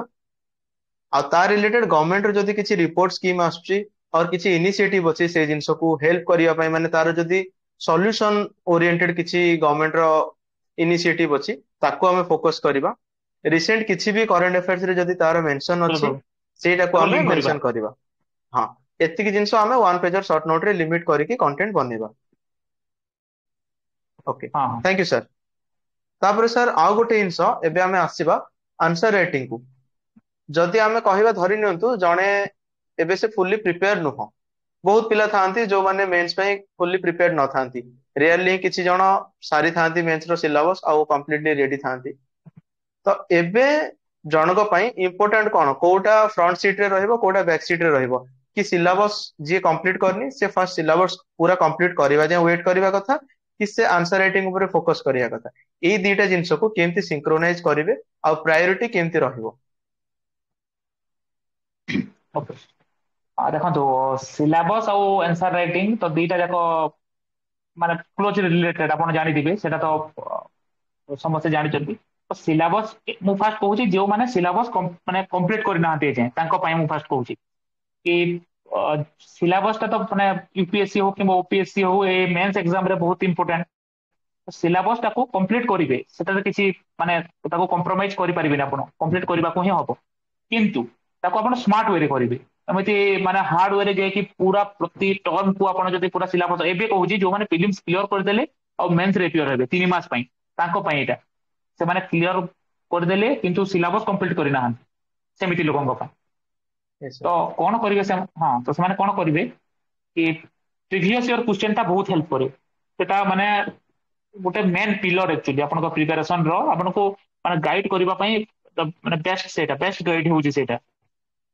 ତ କଣ କରିବେ, ପ୍ରିଭିୟସ ଇୟର କ୍ୱେଶ୍ଚନ ଉଠେଇବେ। ଲାଷ୍ଟ ଯୋଉ ଯେବେଠୁ ମାନେ ପ୍ୟାଟର୍ନ ଟା ଚେଞ୍ଜ ହେଇଛି, ମାନେ ଧୀରେ ଧୀରେ ସିଫ୍ଟ କରୁଛି, ସେବେଠୁ କହୁଛି। ମାନେ ଏମିତି ନାଇଁ କି ଆପଣ 25 ରେ ଦଉଛନ୍ତି 2015 ର କ୍ୱେଶ୍ଚନ ଉଠେଇକି ଆପଣ ଦେଖିବା ଟ୍ରାଏ କଲେ, ମାନେ ସେଟା କିଛି କାମ ଦବନି। ଏବେ ରିସେଣ୍ଟଲି 3-4 ବର୍ଷରେ ଯାହା ଇରରିଲେଭେଣ୍ଟ ବି ଚେଞ୍ଜ ହେଇଛି, ହେଇଯାଉଛି। ହଁ ହଁ, ତ 3-4 ବର୍ଷ ଆଗକୁ ଯାଇକି ଜଷ୍ଟ କ୍ୱେଶ୍ଚନ ଉଠେଇଲେ ଆପଣଙ୍କୁ ଗୋଟେ ଅଣ୍ଡରଷ୍ଟାଣ୍ଡିଂ ହେଇଯିବ କି କୋଉ ଥିମ୍ ଟା ଆକ୍ଚୁଆଲି ବେଶୀ ପ୍ରାୟୋରିଟାଇଜ କରୁଛି ଓପିଏସସି, ନା ବେଶୀ ମାନେ ରିପିଟ ହଉଛି ସେ ଥିମ୍ ଟା। ଏମିତି କିଛି ଥାଏ ଯେମିତି ମୁଁ ଆପଣଙ୍କୁ ଏବେ କିଛି ଥିମ୍ କହୁଛି, ଆପଣ ସେଟା ପିଲାମାନେ ନୋଟ ଡାଉନ ବି କରିପାରିବେ, ମାନେ ଯାହା ମୋ ନିଜ ଏକ୍ସପିରିଏନ୍ସ ରୁ କହୁଛି, ଯଦି ସେମାନେ ଚାହିଁବେ ନୋଟ ଡାଉନ କରିପାରିବେ। ଆଉ ପଲିଟିରେ ଆପଣ ଦେଖନ୍ତୁ,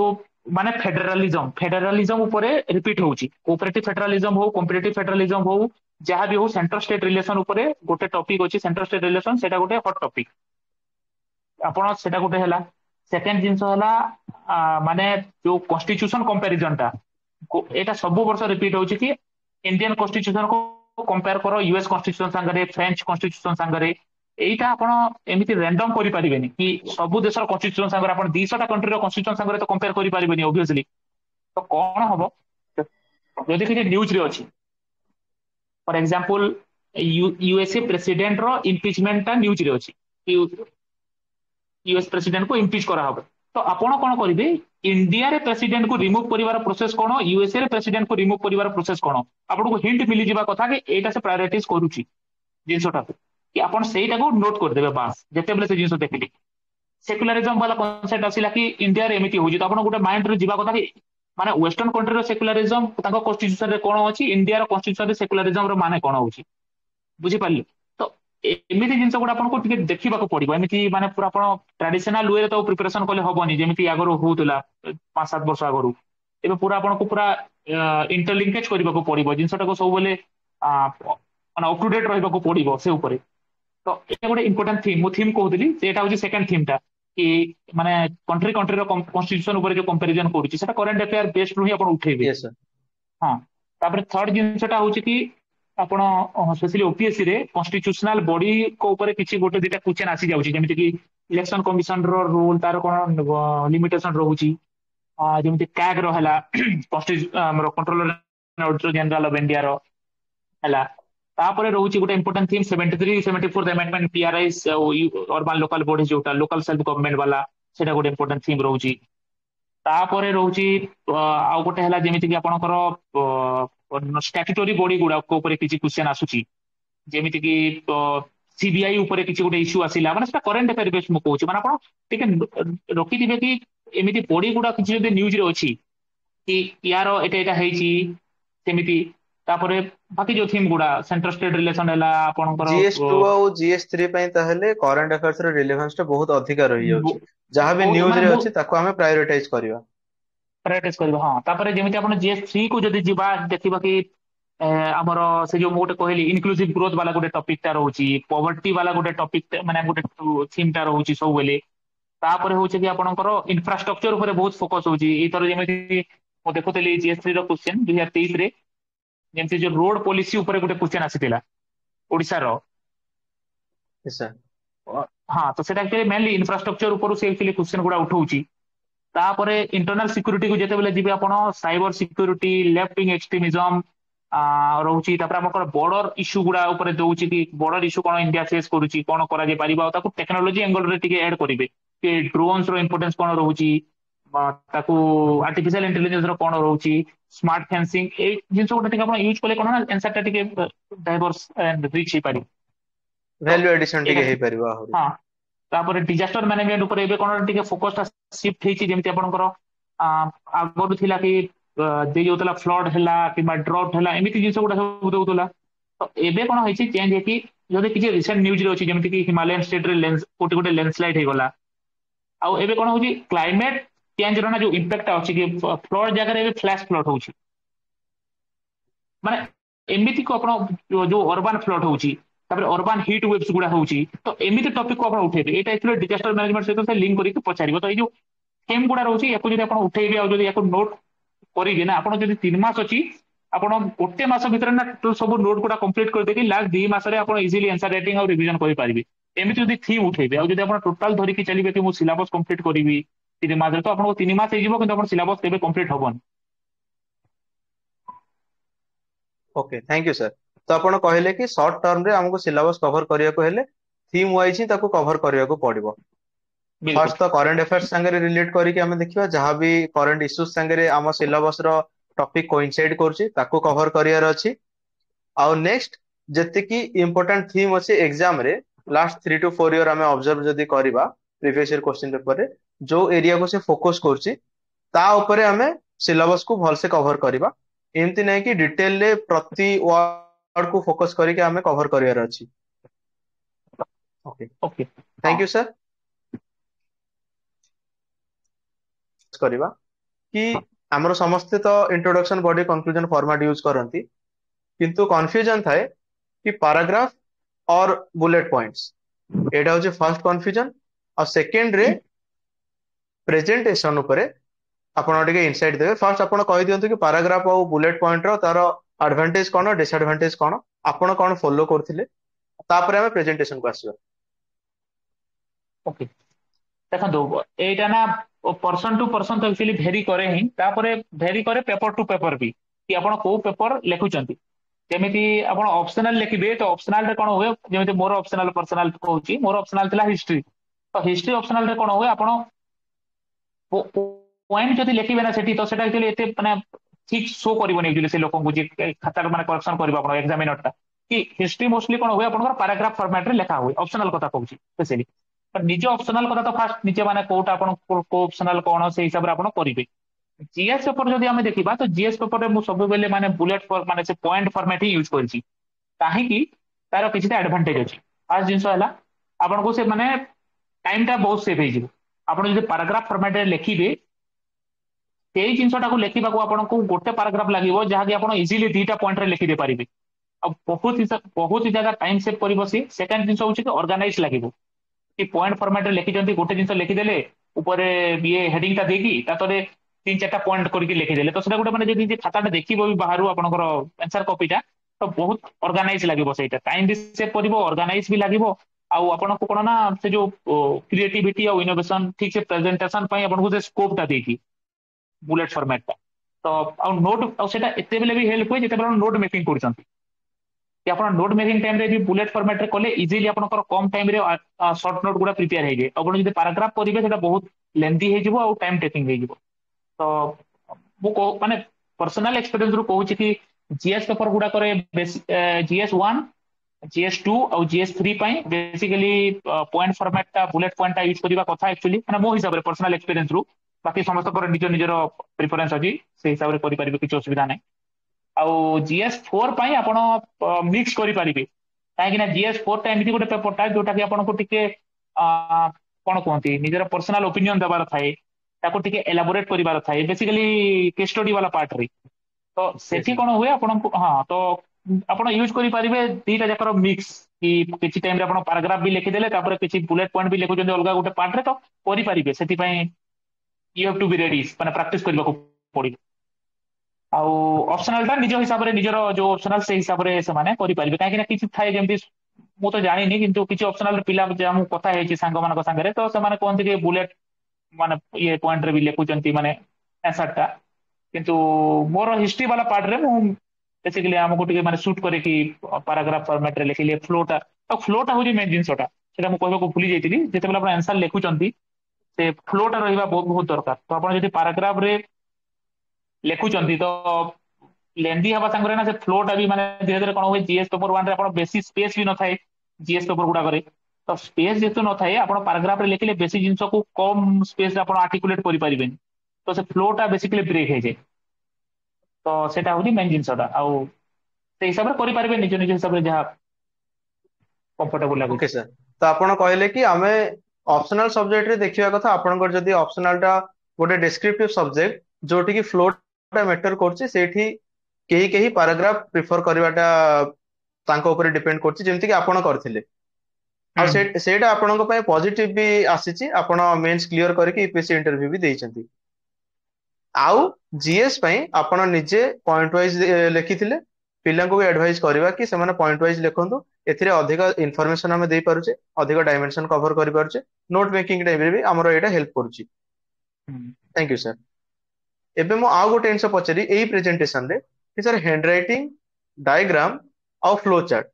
ଏଇ ତିନିଟାର ରୋଲ ଆପଣଙ୍କ ପର୍ସନାଲ ପର୍ସପେକ୍ଟିଭରେ କେତେ ରହିଛି ଆଉ ୟା ଉପରେ ଆମେ କେତେ କାମ କରିବା କଥା କଣ ଡାଇଗ୍ରାମ ଫ୍ଲୋ ଚାର୍ଟ ଏତେ ଇମ୍ପୋର୍ଟାଣ୍ଟ କି ସେଇଟା ହିଁ ଆମର ରାଙ୍କ ଡିସାଇଡ କରେ और कंटेंट बहुत इंपॉर्टेंट बट एटा खाली किछिटा मात्रा रे माने हेल्प करे और करेनी कि किछि जण बिना भी डायग्राम ऑफ फ्लो चार्ट रे मेंस क्लियर करूचंती कि इज इट एडवाइजेबल ଦେଖନ୍ତୁ ଏଇଟା ଫାର୍ଷ୍ଟ ଜିନିଷ ମୁଁ କହିବି ଆପଣଙ୍କର ଯୋଉ କହିଲେ କଣ diagram of flow chart diagram of flow chart ରେ ଏମିତି କିଛି ମାନେ ହାର୍ଡ ଆଣ୍ଡ ଫାଷ୍ଟ ରୁଲ ନାହିଁ କି ଆପଣ ଯଦି ଡାଇଗ୍ରାମ ଆଉ ଫ୍ଲୋ ଚାର୍ଟ କରିବେ ହିଁ ଆପଣଙ୍କର ଏକ୍ସାମ ରେ ଭଲ ମାର୍କ ଆସିବ ଆଉ କ୍ଲିୟର ହବ ସେଟା ମାନେ ସେଟା ଫାର୍ଷ୍ଟ ଜିନିଷ ମାନେ ମାଇଣ୍ଡ ରୁ ପିଲାମାନେ ହଟେଇ ଦିଅନ୍ତୁ କି ସେଟା କିଛି ଏମିତି ହାର୍ଡ ଆଣ୍ଡ ଫାଷ୍ଟ ରୁଲ ନାହିଁ ଆପଣ क्वेश्चन ର ନେଚର ଟାକୁ ଦେଖିବେ ଫାଷ୍ଟ कि क्वेश्चन ର ଡିମାଣ୍ଡ କଣ ଅଛି ସେ ଡିମାଣ୍ଡ କରୁଛି କି ସତରେ ଆପଣଙ୍କୁ ଦରକାର କି ଫ୍ଲୋ ଚାର୍ଟ ଆଉ ଡାଇଗ୍ରାମ ଟା କରିବି ଯଦି ଦରକାର ଅଛି ଦେନ୍ କରିପାରିବି ସେକେଣ୍ଡ ଜିନିଷ ହଉଛି ଡାଇଗ୍ରାମ ଫ୍ଲୋ ଚାର୍ଟ କରିବା ଆଗରୁ ସେଟା ଫାର୍ଷ୍ଟ ଟାଇମ ପାଇଁ କରନ୍ତୁ ନାହିଁ ଏକ୍ସାମ୍ପଲ ରେ ଫାଷ୍ଟ ଆଗରୁ ଆପଣ ପ୍ରିପେୟାର ହେଇଥାନ୍ତୁ ବାହାରେ ଆପଣଙ୍କର ଆନ୍ସର ରାଇଟିଂ ରେ ଥାଉ କିମ୍ବା ନୋଟ ରେ ଥାଉ ଦେନ୍ ହିଁ ଆପଣ ଟ୍ରାଏ କରନ୍ତୁ କାହିଁକି ନା ସେଠି ଯଦି ଆପଣ କରିବେ ଯଦି କିଛି ଭୁଲ ଭାଲ ହେଇଗଲା ଟାଇମ ବି ୱେଷ୍ଟ ହବ ଆଉ ମାନେ ଟିକେ ଇଏ ମାନେ କଣ କହନ୍ତି ପ୍ରେଜେଣ୍ଟେସନ ଟା ଟିକେ ଖରାପ ହେଇଯିବ ସେଇ ଟାଇମରେ ତ ସେଇଟା ରିସ୍କ ରହୁଛି କିନ୍ତୁ ଡାଇଗ୍ରାମ ଫ୍ଲୋ ଚାର୍ଟ ଆପଣ କରିପାରିବେ ଯେତେବେଳେ ଆପଣଙ୍କୁ ବହୁତ ସାରା ଇନଫର୍ମେସନ ବହୁତ କମ ସ୍ପେସ ରେ ଆଉ କମ ଟାଇମ ରେ ଦେବାର ଅଛି ସେଇଟା ଆପଣ ସେତେବେଳେ ହିଁ ୟୁଜ କରିପାରିବେ କରିବା କଥା ଆକ୍ଚୁଆଲି ମୋ ହିସାବରେ କି ଆପଣଙ୍କୁ ବହୁତ ସାରା ଇନଫର୍ମେସନ ଦେବାର ଅଛି କି ମଲ୍ଟିପୁଲ ଡାଇମେନସନ ଆପଣଙ୍କୁ ଦେବାର ଅଛି କି ୟାର ଏଇଟା ଏଇଟା ଗୋଟେ ଇସ୍ୟୁ ଅଛି ନା ଏଇଟା ଏଇଟା ଗୋଟେ ଡାଇମେନସନ ଅଛି ଆଉ ଆପଣ କମ ଟାଇମ ରେ କମ ସ୍ପେସ ରେ ଦେବାକୁ ଚାହୁଁଛନ୍ତି ସେଇଟା କାହିଁକି ଆପଣଙ୍କୁ ଆଉ ବି କିଛି ଜିନିଷ ଲେଖିବାର ଅଛି ତଳେ ତ ସେଇ କେସରେ ଆପଣ ତାକୁ ଡାଇଗ୍ରାମ କରିକି ରିପ୍ରେଜେଣ୍ଟ କରିପାରିବେ ଡାଇଗ୍ରାମ ର ମାନେ ହଉଛି କି ଆପଣଙ୍କର ଟାଇମ ସେଭ୍ କରିବ ଆଉ ସ୍ପେସ ଯୋଉ ହଉଛି ପେପର ର ସ୍ପେସ ଟା ସେଭ୍ କରିବ ଏଇ ଦିଟା ଜିନିଷ ମେନ୍ ଜିନିଷ ତାପରେ ଆପଣଙ୍କୁ ପ୍ରେଜେଣ୍ଟେସନ ଟିକେ ବେଟର ସେ ଲୁକ୍ ମାନେ ପ୍ରେଜେଣ୍ଟ କରିବ ସେଇଟା ହିଁ ଏଇ ତିନିଟା ଜିନିଷ ହିଁ ମେନ୍ ହଉଛି ଏମିତି ନାଇଁ କି ପ୍ରତି ଆପଣ 17ଟା କ୍ୱେଶ୍ଚନ ରେ ନା ସବୁ କ୍ୱେଶ୍ଚନ ଆପଣ ଲେଖିକି ଚାଲୁଛନ୍ତି ଡାଇଗ୍ରାମ ଦିଟା ଲେଖା ତିନିଟା ଲେଖା ଡାଇଗ୍ରାମ କରିକି ଚାଲୁଛନ୍ତି ଏଇଟା ବହୁତ ମାନେ ଖରାପ ଇମ୍ପ୍ରେସନ ଯାଏ କି ମାନେ ଅନନେସେସରୀ ଆପଣ ପୁରଉଛନ୍ତି ଡାଇଗ୍ରାମ ଟାକୁ ଫ୍ଲୋ ଚାର୍ଟ ଟାକୁ ଯଦି ସୁଟ୍ କରୁଛି କ୍ୱେଶ୍ଚନ ର ନେଚରକୁ ଯଦି ଫ୍ଲୋ ପାଇଁ ଦରକାର ଯଦି ଆପଣଙ୍କର କମ ସ୍ପେସ ରେ ବେଶୀ ଜିନିଷ ପ୍ରେଜେଣ୍ଟ କରିବାକୁ ଚାହୁଁଛନ୍ତି ସେଟା କ୍ୱେଶ୍ଚନ ର ଡିମାଣ୍ଡ ଉପରେ ରହୁଛି then you can go for it otherwise avoid it okay thank you sir बहुत ब्यूटीफुली कहले कि जदि क्वेश्चन रो नीड अछि सेही केस रे हमें डायग्राम करबा कथा और सब जगह रे प्रेजेंटेशन खाली इंप्रूव करियार अछि बोली हमको डायग्राम और फ्लो चार्ट करियार नाही ନାଇଁ ओके सर एठी आउ गोटे जिंस आछि एग्जांपल आउ वैल्यू एडिशन ଭ୍ୟାଲ୍ୟୁ ଆଡିସନ ଆମେ क्वेश्चन ରେ କେମିତି କରିବା, एग्जांपल ର यूज କେମିତି କରିବା, କଣ ସବୁ ଜାଗାରେ एग्जांपल ଦବାର ନିଡ୍ ରହିଛି, ସେଇଟା ଆମକୁ ହେଲ୍ପଫୁଲ ହୁଏ କି? ଆଉ ଗୋଟେ ଜିନିଷ ଆମେ ସ୍କିପ୍ କରିଦେଲେ ହ୍ୟାଣ୍ଡ ରାଇଟିଂ ଉପରେ, କି ମେନ୍ସ ରେ ଆଚ୍ଛା। କଣ ହ୍ୟାଣ୍ଡ ରାଇଟିଂ ର ରୋଲ ରହିଛି? ହଁ ଦେଖନ୍ତୁ ହ୍ୟାଣ୍ଡ ରାଇଟିଂ ଏମିତି କିଛି ମାନେ ତାର ସ୍ପେସିଫିକ ନାହିଁ କି ଆପଣଙ୍କର ବହୁତ ବଢିଆ ହ୍ୟାଣ୍ଡ ରାଇଟିଂ ହଉଥିଲେ ହିଁ ଆପଣ ମାନେ ଭଲ ମାର୍କ ମିଳିବ। ଅବଭିୟସଲି ସେଟା ଗୋଟେ ଆଡଭାନ୍ଟେଜ, ଯାହାର ନେଚୁରାଲ ଅଛି ଭଲ ହ୍ୟାଣ୍ଡ ରାଇଟିଂ, ତ ସେଟା ଗୋଟେ ମାନେ ଆଡଭାନ୍ଟେଜ। ଏମିତି ନାହିଁ କି ସେଟା ନେସେସରୀ, ମାନେ ନେସେସରୀ ଜିନିଷଟା ନୁହଁ ସେଇଟା, କିନ୍ତୁ ଯଦି ଆପଣଙ୍କର ଭଲ ହ୍ୟାଣ୍ଡ ରାଇଟିଂ ଅଛି ତ ଅବଭିୟସଲି ଟିକେ ଇମ୍ପ୍ରେସନ ଟା ତ ଅବଭିୟସଲି ରହିବ କିଛିଟା। କିନ୍ତୁ ଏଇଟା ମାନେ ପିଲାମାନଙ୍କ ମାଇଣ୍ଡରୁ ହଟେଇ ଦିଅନ୍ତୁ କି, ମାନେ ଯାହା ମୁଁ ମୋର ଏକ୍ସପିରିଏନ୍ସ ରୁ କହୁଛି କି ହ୍ୟାଣ୍ଡ ରାଇଟିଂ ଉପରେ ହିଁ କମ୍ପ୍ଲିଟଲି ବେସ୍ କରିକି ମାର୍କିଂ ହୁଏ। ସେଇଟା ତ ମାନେ ଆପଣ ହଟେଇ ଦିଅନ୍ତୁ। ଯଦି ଆପଣଙ୍କର ଠିକ ଠାକ ଲେଭେଲର ହଉଛି, ମାନେ ଆପଣ ଯଦି ମାନେ ଜିନିଷଟା କଣ ନା ପଢି ପାରୁଛି ଯେ ଆଇଡେଣ୍ଟିଫାଇ ଏତେ ମିନିଟ ଟା, ହେଇପାରୁଛି, ଜଣେ ପଢି ହଁ ପାରୁଛି। ପଢି ପାରୁଛି ତ ସବୁ ଠିକ ଅଛି, କିଛି ଅସୁବିଧା ନାହିଁ। ଆଉ ଯାହାର ଏକ୍ସଟ୍ରା ଭଲ ହଉଛି ତ ବହୁତ ବଢିଆ ଜିନିଷ, ଯାହାର ବହୁତ ଖରାପ ହଉଛି ମାନେ ପଢି ହିଁ ହଉନି, ତ ସେଇ ହିସାବରେ ଟିକେ ତାକୁ ଇମ୍ପ୍ରୁଭ କରିବାକୁ ପଡିବ। ଆନ୍ସର ରାଇଟିଂ କରିକି ଟିକେ ହ୍ୟାଣ୍ଡ ରାଇଟିଂ ଇମ୍ପ୍ରୁଭ କଲେ ବେଟର ହେଇଯିବ। ମାନେ ମୋର ପର୍ସନାଲ ହ୍ୟାଣ୍ଡ ରାଇଟିଂ ମାନେ ଏତେ ଭଲ ହୁଏନି ଷ୍ଟିଲ୍, ମାନେ ମାନେ ଭଗବାନଙ୍କ କୃପାରୁ ଆଜି ମାନେ ମେନ୍ସ ଫେନ୍ସ ସବୁ କ୍ଲିୟର ହେଇକି ଏଠି। ୟେସ୍। ହଁ ତ ସେଇ ହିସାବରେ ଆପଣ ହ୍ୟାଣ୍ଡ ରାଇଟିଂ ଉପରେ ଫୋକସ ଏତେ ବି କରିବା କଥା ନୁହଁ କି ଆପଣଙ୍କ ସିଲାବସ ରହିଯାଉଛି, ଆନ୍ସର ରାଇଟିଂ ରହିଯାଉଛି, ଆପଣ ଖାଲି ହ୍ୟାଣ୍ଡ ରାଇଟିଂ ଇମ୍ପ୍ରୁଭ। ଆଉ ହ୍ୟାଣ୍ଡ ରାଇଟିଂ ର ଗୋଟେ ଆପଣ ଯଦି ମୁଁ ଆଡଭାଣ୍ଟେଜ ଟା କହିଲି କି ସେ ଆପଣଙ୍କୁ ବେଟର ଟିକେ ଦେବ କିଛିଟା ଆଡଭାଣ୍ଟେଜ ଯାହାର ଭଲ ହଉଛି, ତାର ଗୋଟେ ଡିସଆଡଭାଣ୍ଟେଜ ବି ଅଛି। ଡିସଆଡଭାଣ୍ଟେଜ ଟା ଏଇଟା ହଉଛି କି ଆପଣ ଯଦି ଆପଣଙ୍କ ନେଚୁରାଲ ହ୍ୟାଣ୍ଡ ରାଇଟିଂ ଭଲ ନାହିଁ, ଆପଣ ଯଦି ଜବରଦସ୍ତି ଟ୍ରାଏ କରିବେ ହ୍ୟାଣ୍ଡ ରାଇଟିଂ ଭଲ କରିବାକୁ, ତ ଆପଣଙ୍କର ବେଶୀ ଟାଇମ ନେଇକି ଆପଣଙ୍କର କୋଶ୍ଚିନ୍ ଟା ରହିଯିବ ପେପରରେ। କାହିଁକି ନା ଆପଣଙ୍କୁ ରାଇଟ୍ ସାର୍। କୋଶ୍ଚିନ୍ ପେପର, ହଁ ସବୁଠୁ ମୁଁ କହୁଛି ପିଲାମାନଙ୍କୁ ମେନ୍ସ ପାଇଁ କି ସବୁଠୁ ମୋଷ୍ଟ ଇମ୍ପୋର୍ଟାଣ୍ଟ ଜିନିଷ ହଉଛି କି ଆପଣ ପେପର କମ୍ପ୍ଲିଟ କରିକି ଆସନ୍ତୁ। ପେପର କମ୍ପ୍ଲିଟ କରିକି ଆସନ୍ତୁ ବାସ୍, ଆଉ କିଛି ନାହିଁ। ମାନେ ହ୍ୟାଣ୍ଡ ରାଇଟିଂ କଥା ଛାଡନ୍ତୁ, ସେଇଟା ସେକେଣ୍ଡାରୀ ଜିନିଷଟା। Okay, thank you sir. ଆମେ ବୋଧେ ଅଲମୋଷ୍ଟ ସବୁ କିଛି ଆନ୍ସର ରାଇଟିଂ ଉପରେ ଡିସ୍କସ କରିଦେଲେ, ଯାହା ବି ଫ୍ୟାକ୍ଟର ଅଛି, value addition, diagram, flow chart, presentation, introduction body, ତାପରେ ପାରାଗ୍ରାଫ ହିସାବରେ ଲେଖିବାର ଅଛି ନା ପଏଣ୍ଟ ୱାଇଜ ଲେଖିବାର ଅଛି, କଣ୍ଟେଣ୍ଟ କେମିତି ପ୍ରିପେୟାର କରିବାର ଅଛି।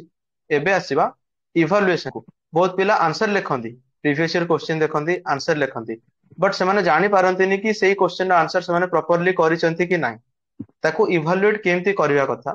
ଆଉ କୋଉ ବି ଜାଗାରୁ ଯଦି ଆମେ ଇଭାଲୁଏଟ କରୁଛେ, କୋଉ ପଏଣ୍ଟ କୁ ଆମେ ଫୋକସ କରିବା କଥା, କି ଆମେ ଜାଣିବା ଏଇଟା ଆମକୁ ହେଲ୍ପ କରୁଛି ସେଇ ଇଭାଲୁଏସନ। ଦେଖନ୍ତୁ ଫାର୍ଷ୍ଟ ଜିନିଷ, ଯଦି ଆପଣଙ୍କ ପାଖରେ କିଏ ମାନେ ଏମିତି ମେଣ୍ଟର ଅଛି ନା ଏମିତି ଆପଣ ଯେମିତି ଏବେ ପିଲାଙ୍କୁ ଗାଇଡ କରୁଛନ୍ତି, ଯଦି ଏମିତି କାହା ପାଖରେ ଅଛି ଗୋଟେ ଜଣେ ଗାଇଡ ଅଛି ନା ଜଣେ ମେଣ୍ଟର ଅଛି, ତ ସେଟା ତ ବହୁତ ବଢିଆ, ମାନେ ବେଷ୍ଟ ସିଚୁଏସନ ସେଇଟା କି ସେ ଆପଣଙ୍କୁ ଆଟଲିଷ୍ଟ ଗାଇଡ କରିଦେଇ ପାରିବ କି ଆପଣ କଣ ଭୁଲ କରୁଛନ୍ତି ଆଉ କୋଉ ଜିନିଷରେ ଆପଣଙ୍କୁ ଇମ୍ପ୍ରୁଭ କରିବାର ଅଛି, ଆଉ ମାନେ ଯାହାବି କିଛି ମିସ୍ ହେଇଯାଉଛି କୋଶ୍ଚିନ୍ ରେ ସେଇଟା। ଯଦି ନାହିଁ କାହା ପାଖରେ, ମାନେ ଯେ ମାନେ ସେଲ୍ଫ ଇଭାଲୁଏଟ ଯିଏ କରୁଛି, ତ ତା କେସରେ ମୁଁ ଏହା କହିବି କି ଦେଖନ୍ତୁ ଇଭାଲୁଏସନ ର ମେନ୍ କ୍ରାଇଟେରିଆ ଟା ହଉଛି କି ସେ କୋଶ୍ଚିନ୍ ର ଡିମାଣ୍ଡ ଟାକୁ ମିଟ୍ କରୁଛି ନା ନାହିଁ। ଫାର୍ଷ୍ଟ ଜିନିଷ ପଚାରିଛି କଣ, ଆପଣ ଲେଖୁଛନ୍ତି କଣ। ଯଦି ଆପଣଙ୍କର ଦିଟା ଯାକ ମାନେ ସିଙ୍କ ରେ ଅଛି, ମାନେ ଦିଟା ଯାକ ପୁରା ଯାଉଛି, ଯାହା ପଚାରିଛି ତାକୁ ଆପଣ ପୁରା ଡିମାଣ୍ଡ ଟା ମିଟ୍ କରିକି ଆନ୍ସର ଟା ଲେଖୁଛନ୍ତି, ତ ସେଇ ହିସାବରେ ଆପଣଙ୍କୁ ମାନେ ବେଶୀ କିଛି ଚିନ୍ତା କରିବା ଦରକାର ନାହିଁ। ସେଟା ମାନେ ଆପଣଙ୍କର ଭଲ ଆନ୍ସର ହିସାବରେ ହିଁ କାଉଣ୍ଟ ହବ କି ଆପଣ ପଚାରିଛି ଏଇଟା ଆଉ ଆପଣ ସେ ତାକୁ ହିଁ ମିଟ୍ କରିକି ଲେଖିକି ଚାଲିଲେ, ପୁରା ତାକୁ ସବଷ୍ଟାନ୍ସିଏଟ କରିଲେ ଡାଟା ଦ୍ୱାରା, ଫ୍ୟାକ୍ଟ ଦ୍ୱାରା, ଆପଣ ରିସେଣ୍ଟ ଏକ୍ସାମ୍ପଲ ଦ୍ୱାରା ଆପଣ ଦେଇକି ପୁରା ସେଇ ପ୍ରପର ଫ୍ରେମୱାର୍କ ରେ ଇଣ୍ଟ୍ରୋଡକ୍ସନ, ବଡି, କନକ୍ଲୁଜନ ଲେଖିକି ଚାଲିଲେ, ପୁରା କ୍ୱେଶ୍ଚନ ର ଡିମାଣ୍ଡ ଟାକୁ ମିଟ୍ କରିଛନ୍ତି। ଯାହା ବି ପଚାରିଛି କି କାହିଁକି ହଉଛି, କଣ ପାଇଁ ହଉଛି, ତାର ସଲ୍ୟୁସନ କଣ ହବ, ଆମେ ଫ୍ୟୁଚରରେ କଣ ନେଇପାରିବା, ଗଭର୍ଣମେଣ୍ଟ କଣ ଷ୍ଟେପ ନେଇଛି, ଆଉ ଏମିତି ଜିନିଷ ଯାହା ବି ପଚାରିଛି ସବୁ ପଏଣ୍ଟକୁ ଯଦି ଆପଣ କେଟର କରିଛନ୍ତି, ତ ବହୁତ ବଢିଆ ହେଇଛି। ଆପଣ ମାର୍କିଂ ଏମିତି ନାଇଁ କି ଆପଣ ଯାହା ମୁଁ ଏକ୍ସାମ୍ପଲ ରୁ କହୁଛି, ଏବେ ତ କେମିତି ମାର୍କିଂ ହଉଛି ମୁଁ କହିପାରିବିନି, କିନ୍ତୁ ଜେନେରାଲି ଏମିତି ହୁଏ କି ଯୋଉଟା 15 ମାର୍କସ ର କ୍ୱେଶ୍ଚନ ଅଛି, ଆପଣ ତାର ସ୍କୋପ ଟା ମାନେ ଆପଣ ଯାହା ବି ଯେତିକି ବି ଭଲ ଲେଖି ଦିଅନ୍ତୁ, ଆପଣ ଟାଇମ ଟା ମୁଁ ଏଥିପାଇଁ ଟାଇମ ମ୍ୟାନେଜମେଣ୍ଟ କଥା ଆଗରୁ କହିଥିଲି କି ଯାହା ବି ଆପଣ ଭଲ ଲେଖି ଦିଅନ୍ତୁ, ଆପଣଙ୍କୁ 10 ପ୍ଲସ ମାନେ 10 11 ରୁ ଉପରକୁ ମାର୍କ ମିଳିବନି। ସେଟା ଗୋଟେ ମାନେ ହାର୍ଡ, ମାନେ ଯାହାବି ଆପଣ କୁହନ୍ତୁ ରିଆଲିଟି ଯାହାବି, ରିୟଲିଟି। ହଁ କି ସେଟା ମିଳିବନି ଆପଣଙ୍କୁ 10 କିମ୍ବା 11, ମ୍ୟାକ୍ସିମମ୍ 11। ସେଟା ବି ବହୁତ ରେୟାର କେସରେ, ମୁଁ ତ କେବେ ମାନେ ୟୁପିଏସସି ଲାଇନ ମାନେ ଲାଇନରେ କିମ୍ବା ଓପିଏସସି ଲାଇନରେ ସେଟା ମୁଁ ଜାଣିନି କି ମିଳିଛି ଏତିକି ମାନେ ମାର୍କ ଗୁଡା। ତ ଆପଣ କଣ କରନ୍ତୁ ନା, ଯାହା ବି ସେ ଲିମିଟେଡ ଟାଇମ ରେ ହଉଛି ତାକୁ ପ୍ରପର ଫ୍ରେମୱାର୍କ ରେ ପାସ୍ ପକେଇକି କ୍ୱେଶ୍ଚନ ର ଡିମାଣ୍ଡ ମିଟ କରିଦିଅନ୍ତୁ। ମେ ବି ଆପଣଙ୍କର ଡାଟା କିଛିଟା ସର୍ଟ ହେଇଯାଇପାରେ, ମେ ବି ସେ ଟାଇମରେ ମନେ ପଡି ନପାରେ ଆପଣ ଯୋଉ ଟାଇମରେ ଏକ୍ସାମ ହଲରେ ବସିବେ, ସେଟା ସମସ୍ତଙ୍କ କେସରେ ହୁଏ। ହେଲା, ଆପଣ ପଢିକି ଯାଇଥିବେ 5ଟା ଡାଟା କିନ୍ତୁ ମନେ ପଡିବ ଗୋଟେ ଡାଟା ସେଠି, ତ ସେ ଗୋଟେ ଡାଟା ଯୋଉଠି ବି ୟୁଜ ହଉଛି ଦେଇକି ଆସନ୍ତୁ, କିଛି ଅସୁବିଧା ନାହିଁ। କିନ୍ତୁ କ୍ୱେଶ୍ଚନ ର ଡିମାଣ୍ଡଟାକୁ ମିଟ୍ କରନ୍ତୁ। ଆଉ ଆପଣ ଡାଟା ଭରିବା ଚକରରେ ନା, ଏଇଟା ଗୋଟେ ପିଲାମାନେ ଭୁଲ କରନ୍ତି, ମୁଁ ଆଉ ଗୋଟେ ଜିନିଷ ଏକ୍ସଟ୍ରା କହିବି ଏଠି। ଆପଣ ହେଲ୍ଥ ବିଷୟରେ ପଢିଛନ୍ତି 5ଟା ଡାଟା, କି ଏଜୁକେସନ ହିସାବରେ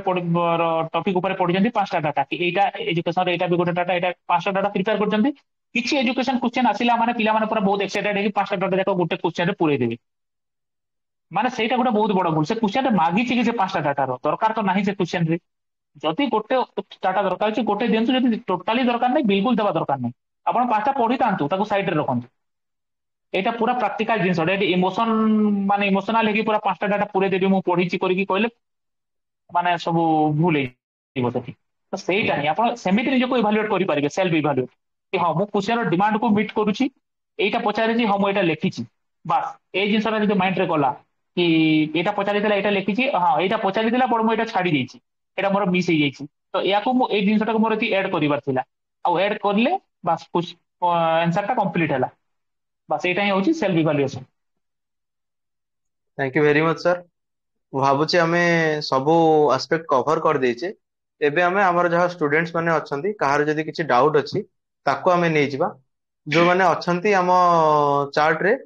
କାଇଣ୍ଡଲି ରେଜ ୟୋର ହ୍ୟାଣ୍ଡ। ଯାହା ବି ଆପଣଙ୍କର ମେନ୍ ସ୍ପେସିଫିକ କ୍ୱେଶ୍ଚିନ୍ ଅଛି ତାକୁ ଲିମିଟ କରନ୍ତୁ ମେନ୍ସ ପାଇଁ ହିଁ। ଆଉ ଯାହା ବି ଡାଉଟ୍ ଅଛି ଆପଣ ପଚାରି ପାରିବେ।